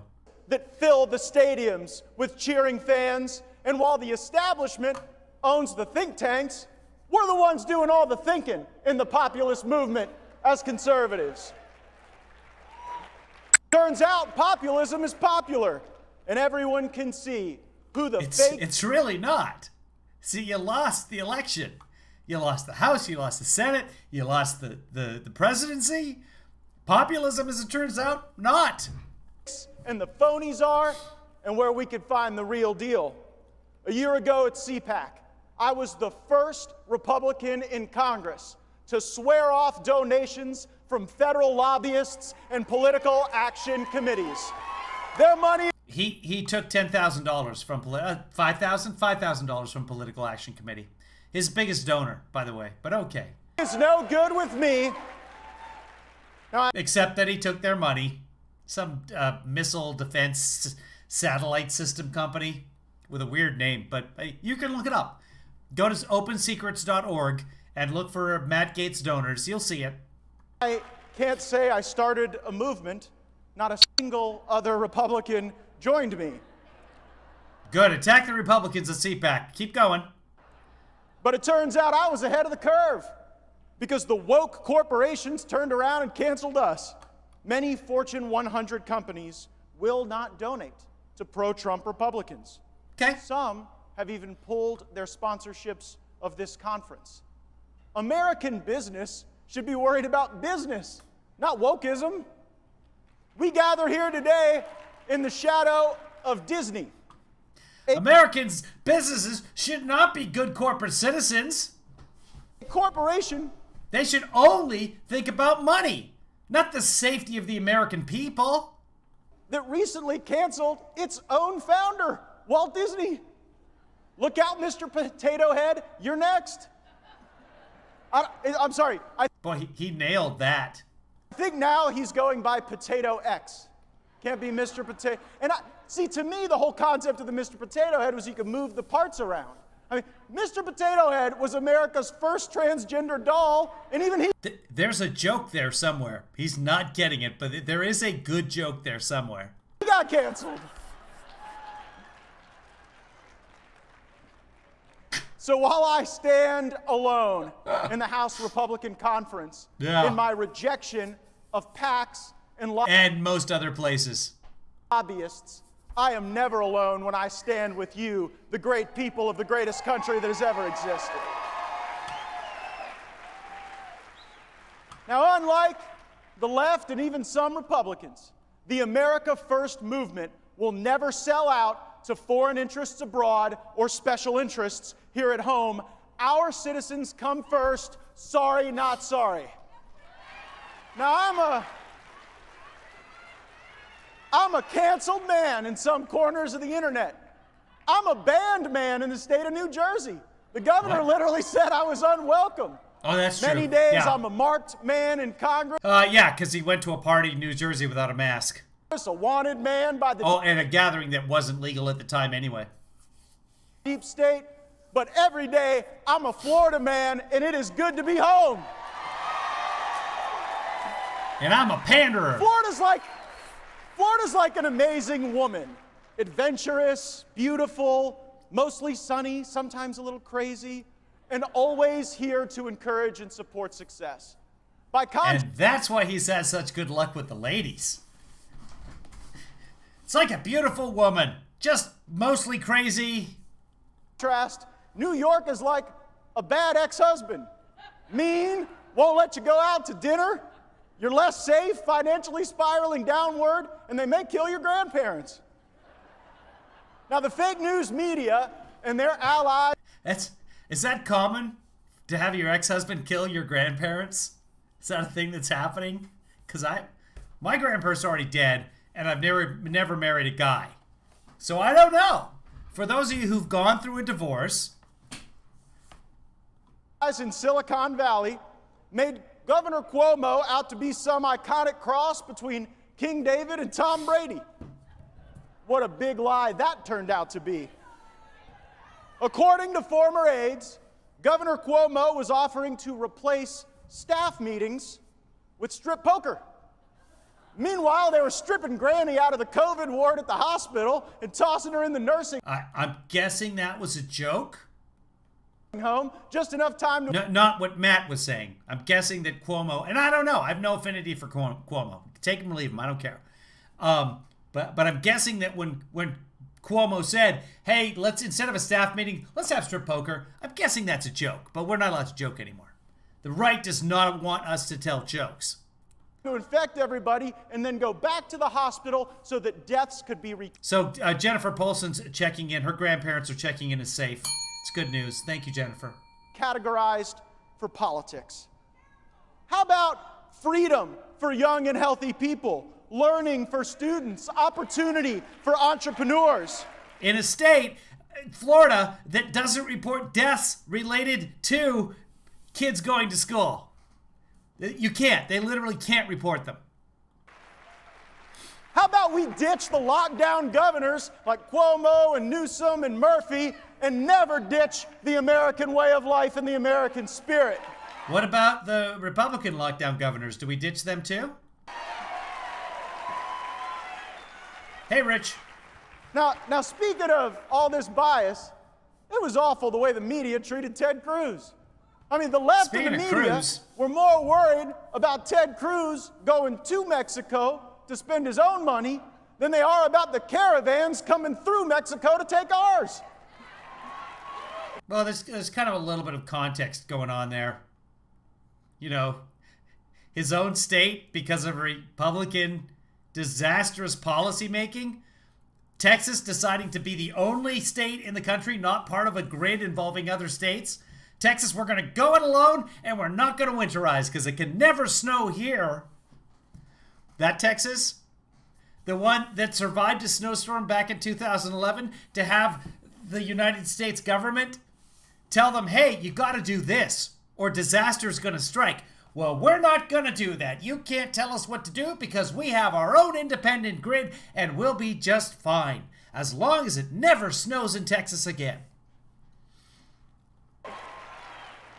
The greatest threat to our liberty is big government, and the second greatest threat to our liberty is big business. Bibberty, and there is no business. bigger business than Bibberty big business. tech. The flow of digital information impacts every There are many, many bigger businesses than big tech. Aspect of our lives. If we win the debate but lose the internet, ours will be the last generation of American greatness. They'll open the American greatness happened long before the internet and would continue to happen after the internet. He thinks we're going to lose the internet. It's just going to pack up. That's what the internet companies want. That's what big tech wants, to not exist. The borders, lock down our businesses, and squelch even the faintest whispers of dissent. And here's what I don't get. Leaders in both parties have no problem flooding the deserts of the Middle East with American cash and American blood over the mirages of democracies potentially emerging far, far away. But they won't lift a finger here in our country to do what is necessary to preserve our republic, and that is to ensure access to the digital world for everyone, regardless of their politics. So this speech is about Twitter. This is for an audience of dumb, by the way. This is just, he's out there for Trump and that's it. He just wants Trump to learn his name. Poor Rick. Boy, he's pretty. Elon Musk calls Silicon Valley Sanctimonious Valley for a reason.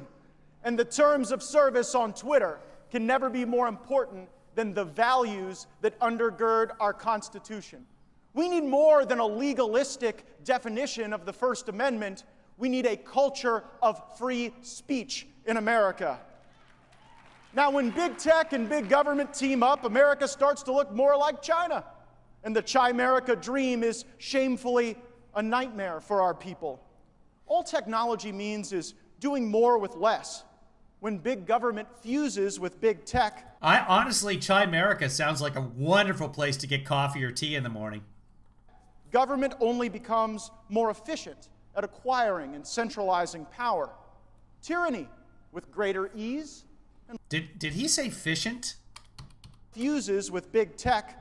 Government only becomes more efficient at acquiring and centralizing. That's a quicker way of saying efficient. Just get rid of the E. I actually like it. That works. By the way, why is there no abbreviation for efficiency? Power.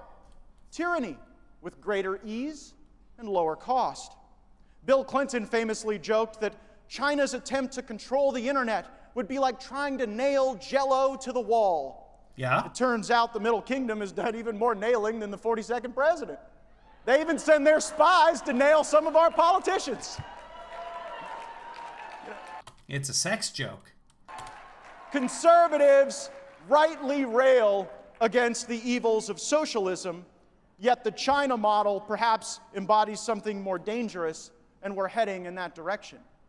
A captive capitalism, a corrupt linkage between business and government that enriches the elites and reduces the rest of us to interchangeable parts, just producers and consumers.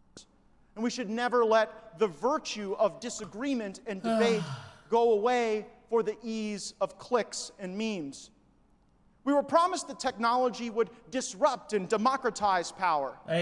Now we're on the reading part of the state. I think Charlie Kirk's up next. Hold on. Is this Charlie Kirk? Because Charlie Kirk is just one of the stupidest people you will ever meet, especially on the internets. Let's see if this is Charlie. It is. He's got nothing but idiocy to say. Is Charlie wearing? What kind of tie is this? This is a 1990 Rush Limbaugh tie. And I thought, what better place, the legacy of Rush Limbaugh. I mean, he empowered his defend our country. We're not going to talk about Rush. Rush was a fighter for freedom. The federal government has power. The federal government can imprison people. They can audit you. They have the power. Yeah. That's how it works. I mean, we literally tried it without a strong federal government, and it didn't work. Look up your American history, Charlie. Of the law. However, if that were to happen, you at least get some due process rights. You're supposed to get representation by an attorney. You're able to sue your government if they do something illegal to you. What happens if Google comes after you? What happens if Google decides to digitally assassinate a certain person, like what we saw happen last month? They can wipe away the existence of an idea, of a human being, of a political movement instantaneously. So I understand. They can't. That's not a thing that they can do. And Google has competitors. They just are dominant in the market because they're so much better than everybody else. That's capitalism. So you got to pick a side here, Matt. Or Charlie. Chuck. Whatever you are. I understand lots of conservatives are hesitant to talk about challenging big tech, hesitant about challenging Menlo Park and Silicon Valley. But we as conservatives should not become corporatists. We as conservatives should ask ourselves, what does it mean to be a conservative? First and foremost, we are here to conserve God-given liberties and freedoms. We are here to protect the family, our country, the American way of life. And when a group of people in a concentrated area controlling trillion-dollar companies decide to impose a viewpoint that is completely contrary to the American way of life, and then we say, well, we can't do anything because they're a private company. Excuse me, as soon as you have 200... Actually, you can't do anything because of something called the First Amendment, and if you've got questions about that, just look at the previous speaker, Blackburn. She talked all about it and how the government can't mess around with it. But yeah, no, that's what we need to do. 100 million users and 93% of all search results, you're not the local flower shop or the local coffee shop, and you shouldn't be treated as such. And we as conservatives must be very clear. If you do not... There again, not the local coffee shop. He needs Google to go away so that Chimerica can do better business. He's right. I'm all for him. Support breaking up big tech or challenging big... Yeah, this whole thing is about Twitter. They're all just upset that Facebook blocked Trump. That's his whole speech. Tech, you are not... Let's see if he goes anywhere else with this. Well, what harm has Google actually done to the country? Well, yeah, this is just an attack on Google. This is just Charlie Kirk attacking Google. The election, Hunter Biden's laptop, that story was given to the New York Post. Anyone who tweeted about it, anyone who posted about it, immediately had their account suspended. Just look at the New York Post. We have now given...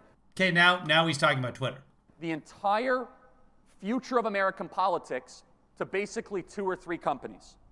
And so what's the solution here for us as conservatives? What does this mean? Well, number one, we must identify the problem. And I'm going to just say something that needs to be said.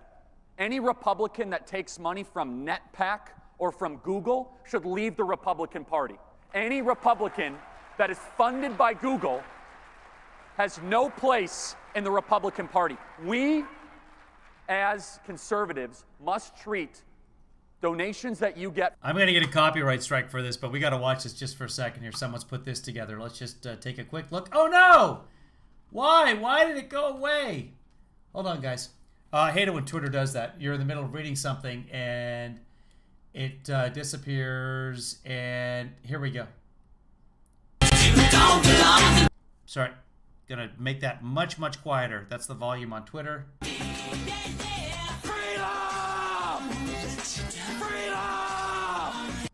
Okay, so they put that together. You can find that on the internets. From Silicon Valley, like we treat donations from Planned Parenthood. We would never put up if a Republican came on stage here and said, oh, I'm financed from Planned Parenthood. Then why do we tolerate big tech companies financing our lawmakers? Hold on. We would never tolerate that. We should not tolerate this. The big tech companies need to tolerate us. That's his argument. But they would never tolerate it. Never tolerate it. There are 2 governments in our country. Oh, yeah? There's the federal government and the government of Menlo Park. No, there's state governments. Then there's local anyway. The ability to process and share information is critical to the future of our civilization. For all the lawmakers that are passing through here, and for people that want to win elected office, there are 2 things the conservative grassroots care about more than anything else. Number 1, restoring election integrity in our country for fair and free elections. And number 2, it is challenging big tech. It is giving us the ability to speak freely on social media. We should never take a default position just to defend corporations. I love free enterprise. That's why I want to challenge these corporations, because they don't. They are not believers in capitalism. They're not believers in free enterprise. They use technology. Literally, they're raison d'etre.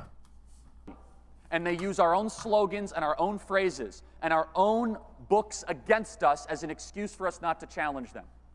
So in closing, I want to say this.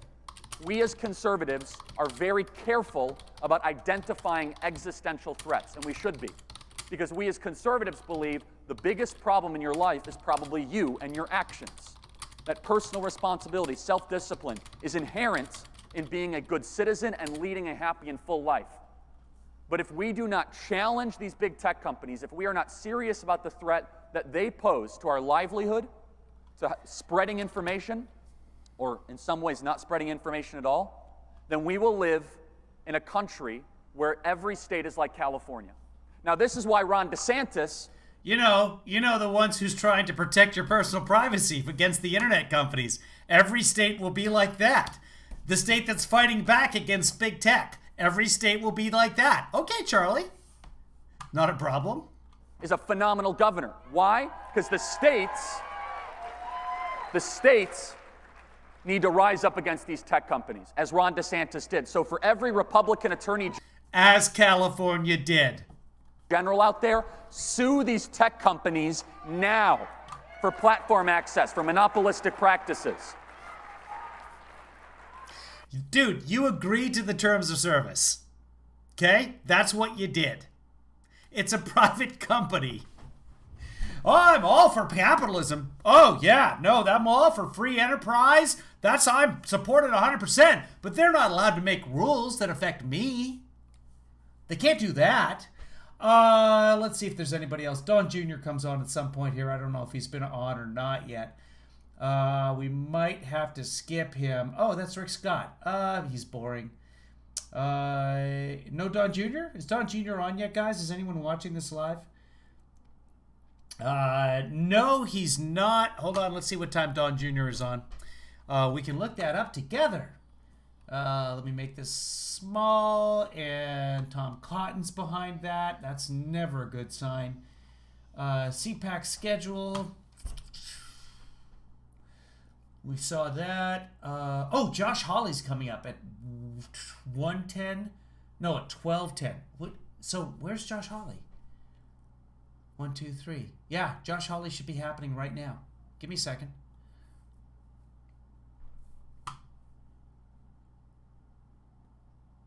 That's not Josh. That's Rick Scott.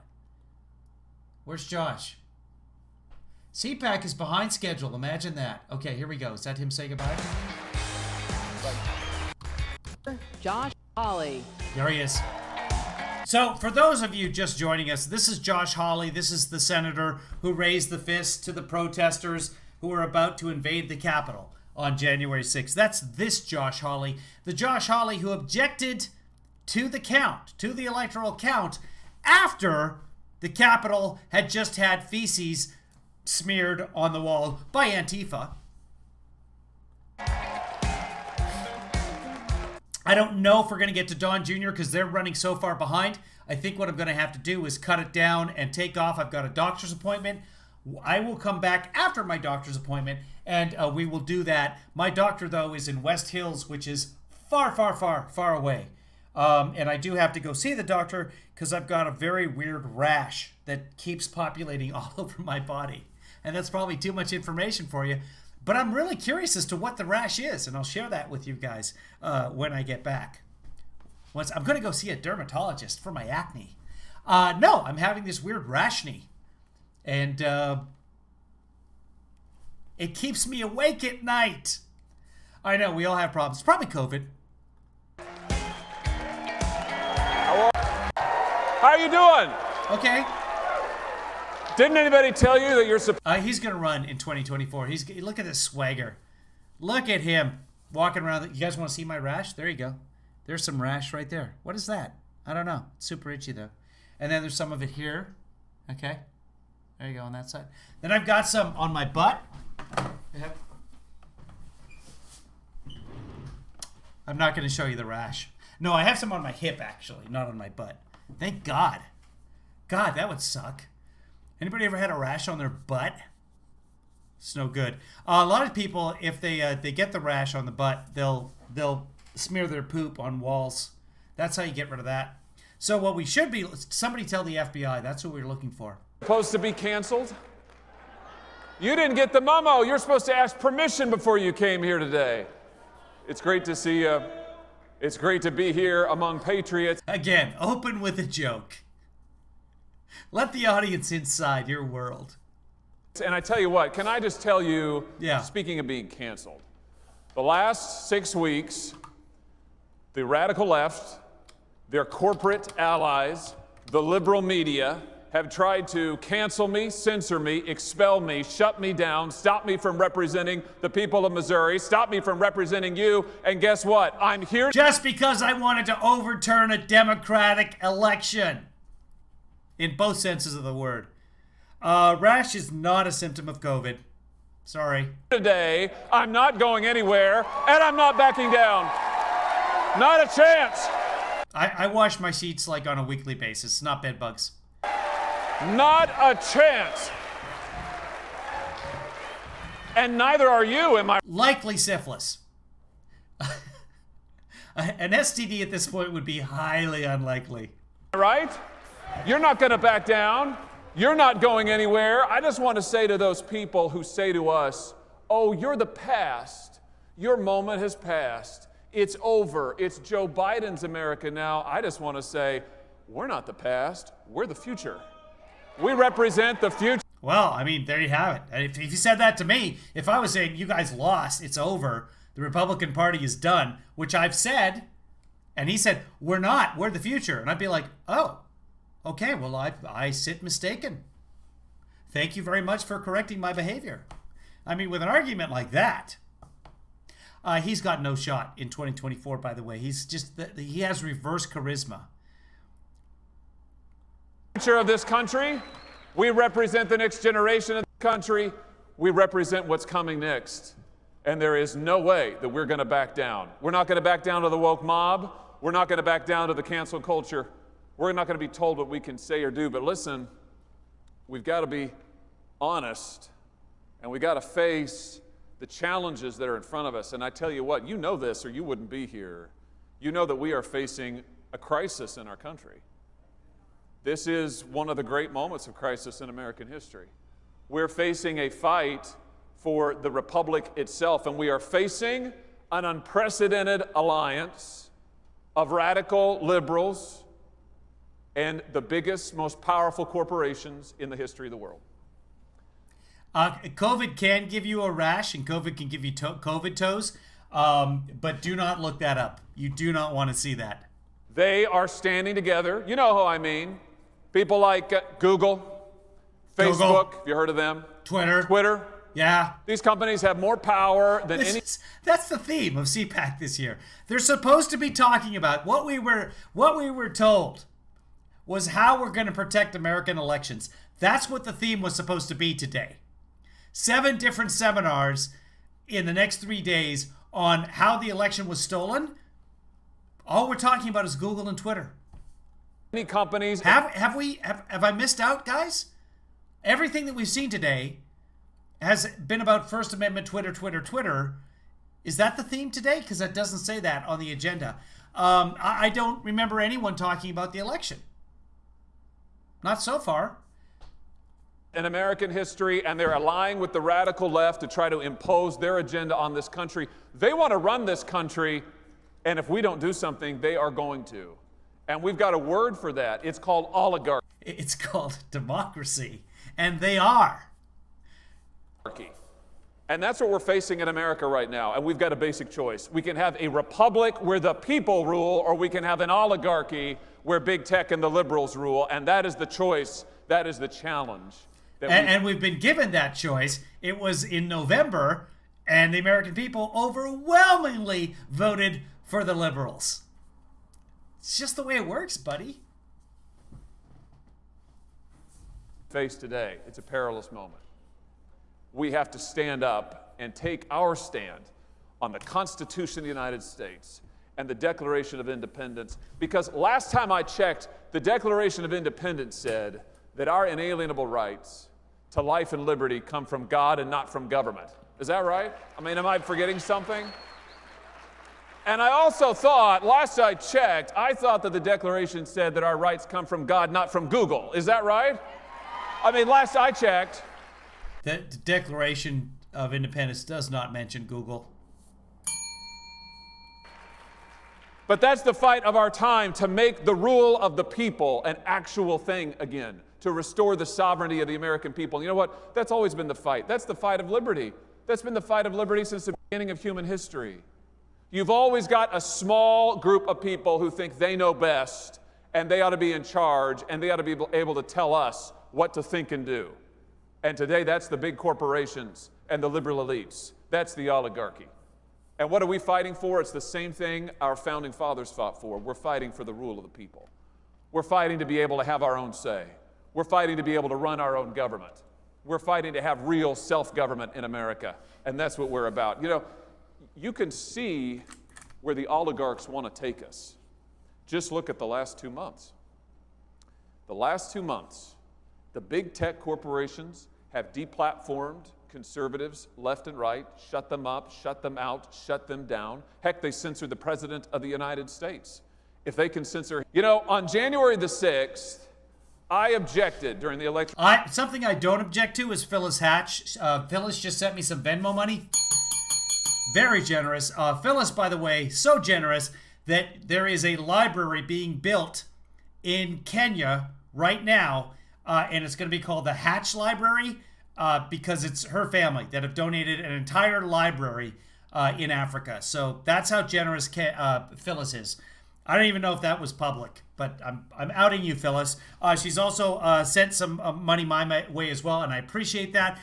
For those of you just tuning in, I've been demonetized by YouTube, and you guys are doing a fantastic job of making up for that. I can't get any YouTube money, but I can get money from you. Patreon, Cash App, PayPal, Venmo, etc. Let's get back to Josh. College certification. Maybe you heard about it. I did. I stood up.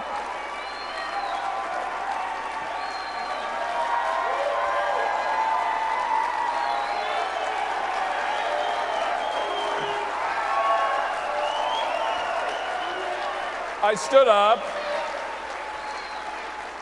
And I said, we ought to have a debate about election integrity. I said it is the right of the people to be heard, and my constituents in Missouri want to be heard on this issue. And so I did what, by the way, our Democrat friends, my Democrat colleagues have done in every single election where a Republican president has won for the last 20 years. Do you know they've objected to 11 different states in certifications over the last 25 years, 3 different presidential elections? So I did that, and I said I want to have a debate on election integrity. And what was the result of that? Oh, you know what the result was. I was called a traitor. I was called a seditionist. The radical left said I should be resigned, and if I wouldn't resign, I should be expelled from the United States Senate. Agreed. Well, as I said a moment ago, I'm not going anywhere. I'm staying right here.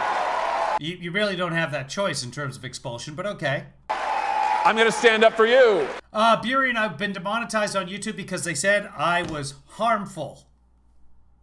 We don't know why. I can repetition on March 3rd or March 4th. It's unclear. It's got to be 30 days. But right now I'm demonetized on YouTube. So, I don't know. Because if we can't have free and open debate in this country, we're not going to have a country left. If we can't have free and open debate according to the laws in the United States Senate, what good is the United States Senate? Why do you send anybody to Washington at all? I thought it was an important stand to take. And for that, the left has come after me. They've tried to silence me. They canceled a book I was writing called The Tyranny of Big Tech. These people have no sense of irony. Still going to get published, by the way. It'll be out soon. Not long to wait. They did all of that. It didn't work. But listen, that's just a slice of what they've done. A lot of people have had it a lot worse. I mean, they made lists of Trump voters. You know this. You can find online. Lists of Trump voters so they could go and try to punish them. One outfit in Washington's keeping a list of everybody who ever worked for Donald Trump, including White House interns, to try to make sure they can never get another job in Washington again.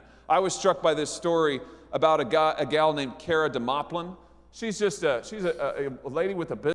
I'm going to interrupt again. Marcy, thank you very much. Marcy just sent me some PayPal money. You can PayPal me at /KevinLeeDad. If you're out of the country, and Venmo or Cash App are not working for you, then just send. You can PayPal me directly at yourkevinlyfather@gmail.com. yourkevinlyfather@gmail.com. Thank you. Business online. She does a consulting on how to get babies to sleep. Now listen, before you say, what do we care about that? I've got 3 little kids at home. I care a ton about how to get babies to sleep. I think everyone does. I've got friends. Actually, I don't. I've met them. They're not my friends.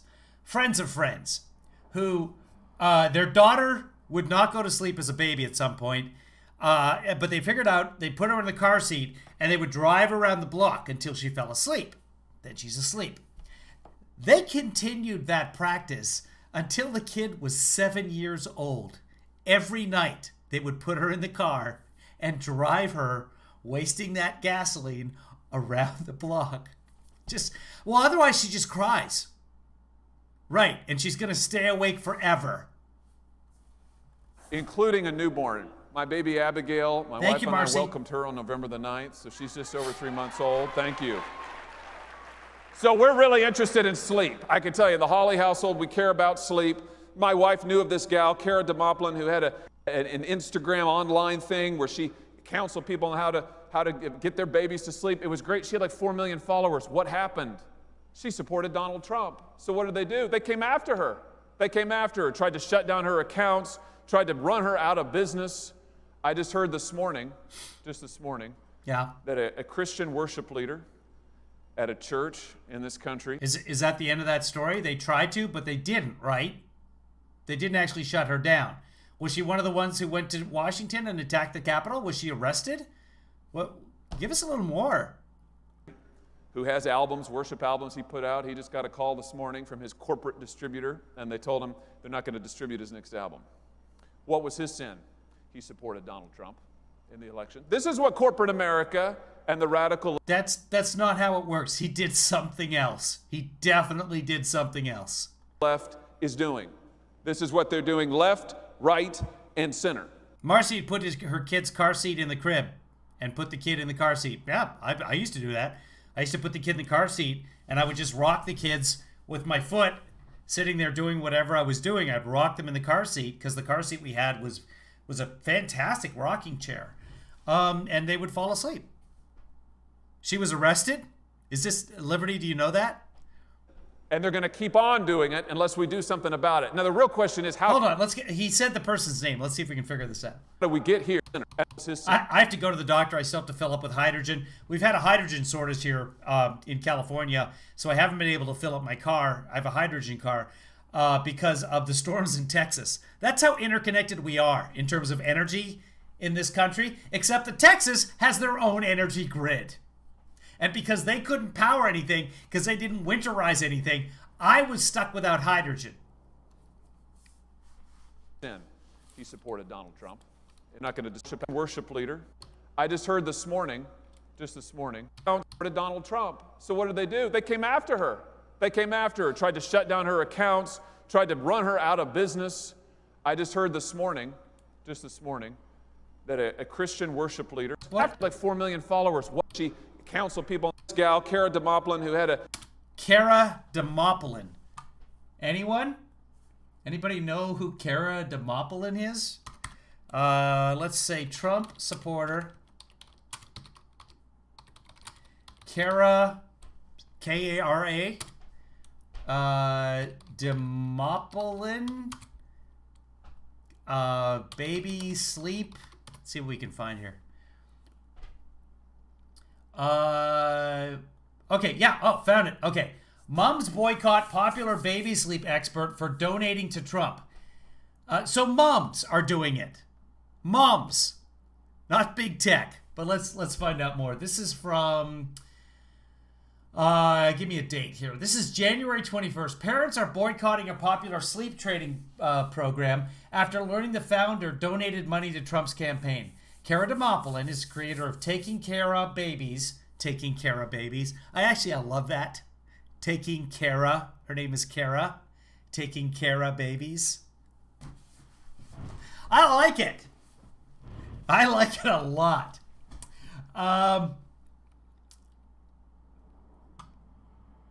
One person told me, you need this course. It's going to change your life.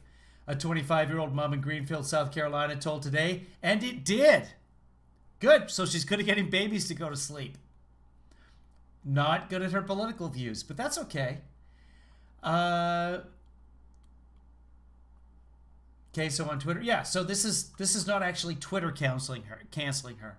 This is moms with babies deciding I don't want her to support a woman who supports a man who wants my babies to grow up where if they're transgender, they're not allowed to be who they are. See if she was arrested. Cara Demopolis. We'll go to news on Cara Demopolis. I don't know why we're doing this. I'm just kind of curious now. Parents.com, Instagram. 1.4 million followers, not 4 million. Okay.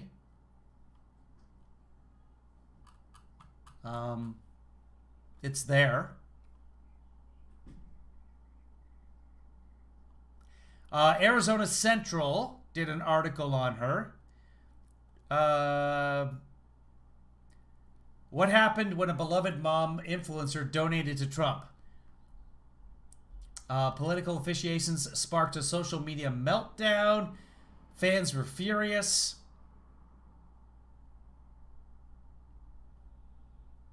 And she's mega. Let's see if she's been arrested for anything. She's way too good looking to be part of that crowd that invaded the Capitol. Sorry, I said it. It's just the way it is. Okay, well, I'm bored of that now. Let's go back to Josh here.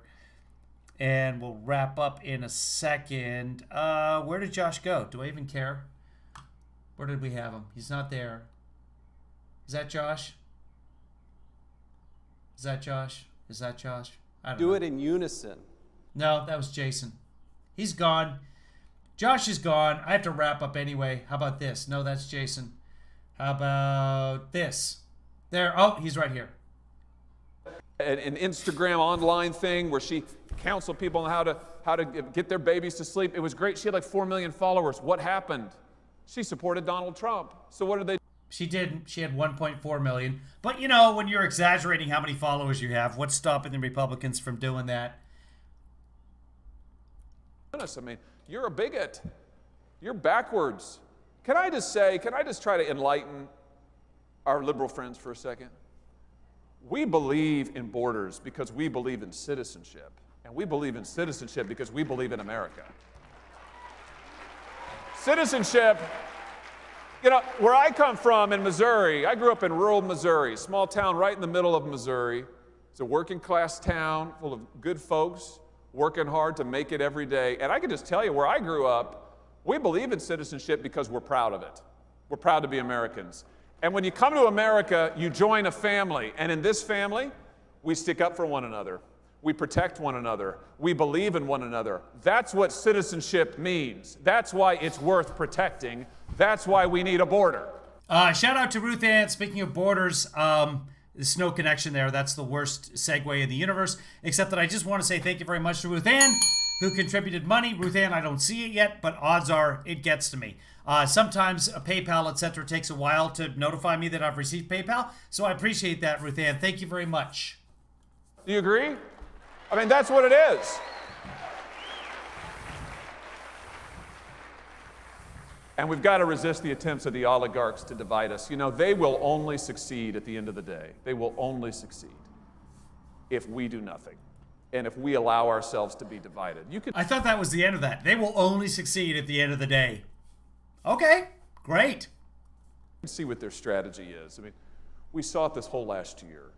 What? We heard endlessly from corporate media, from big tech, from the left, how terrible our country is. We heard that we are systemically racist. You heard that once or twice? We heard that the real founding of the country wasn't in 1776, it was in 1619 or whatever. You know, we heard that America is What? What is he talking about? Founded in lies and evil. I mean, that's what we've been told. All of that is okay. Well, that's enough of that. I do have to get going, guys. I got a doctor's appointment way far away, and I was just checking out traffic, and it's not happy today. It's a Friday. So I got to get going. Then I got other stuff to do. But at some point, I don't know if we're going to do a movie tonight or not. Depends on what kind of mood I'm in later. If you'd like to join us for our movie, just follow my Twitter feed. Just follow my Twitter feed. And if we're going to do a movie later, I'll announce it. In fact, when I come back, we're going to do Don Jr. I can't tell you what time that's going to be. The 1619 Project. I vaguely know what he's talking about there. But we'll do all of that later. I got to go. I got to run to the doctor. Sorry, guys.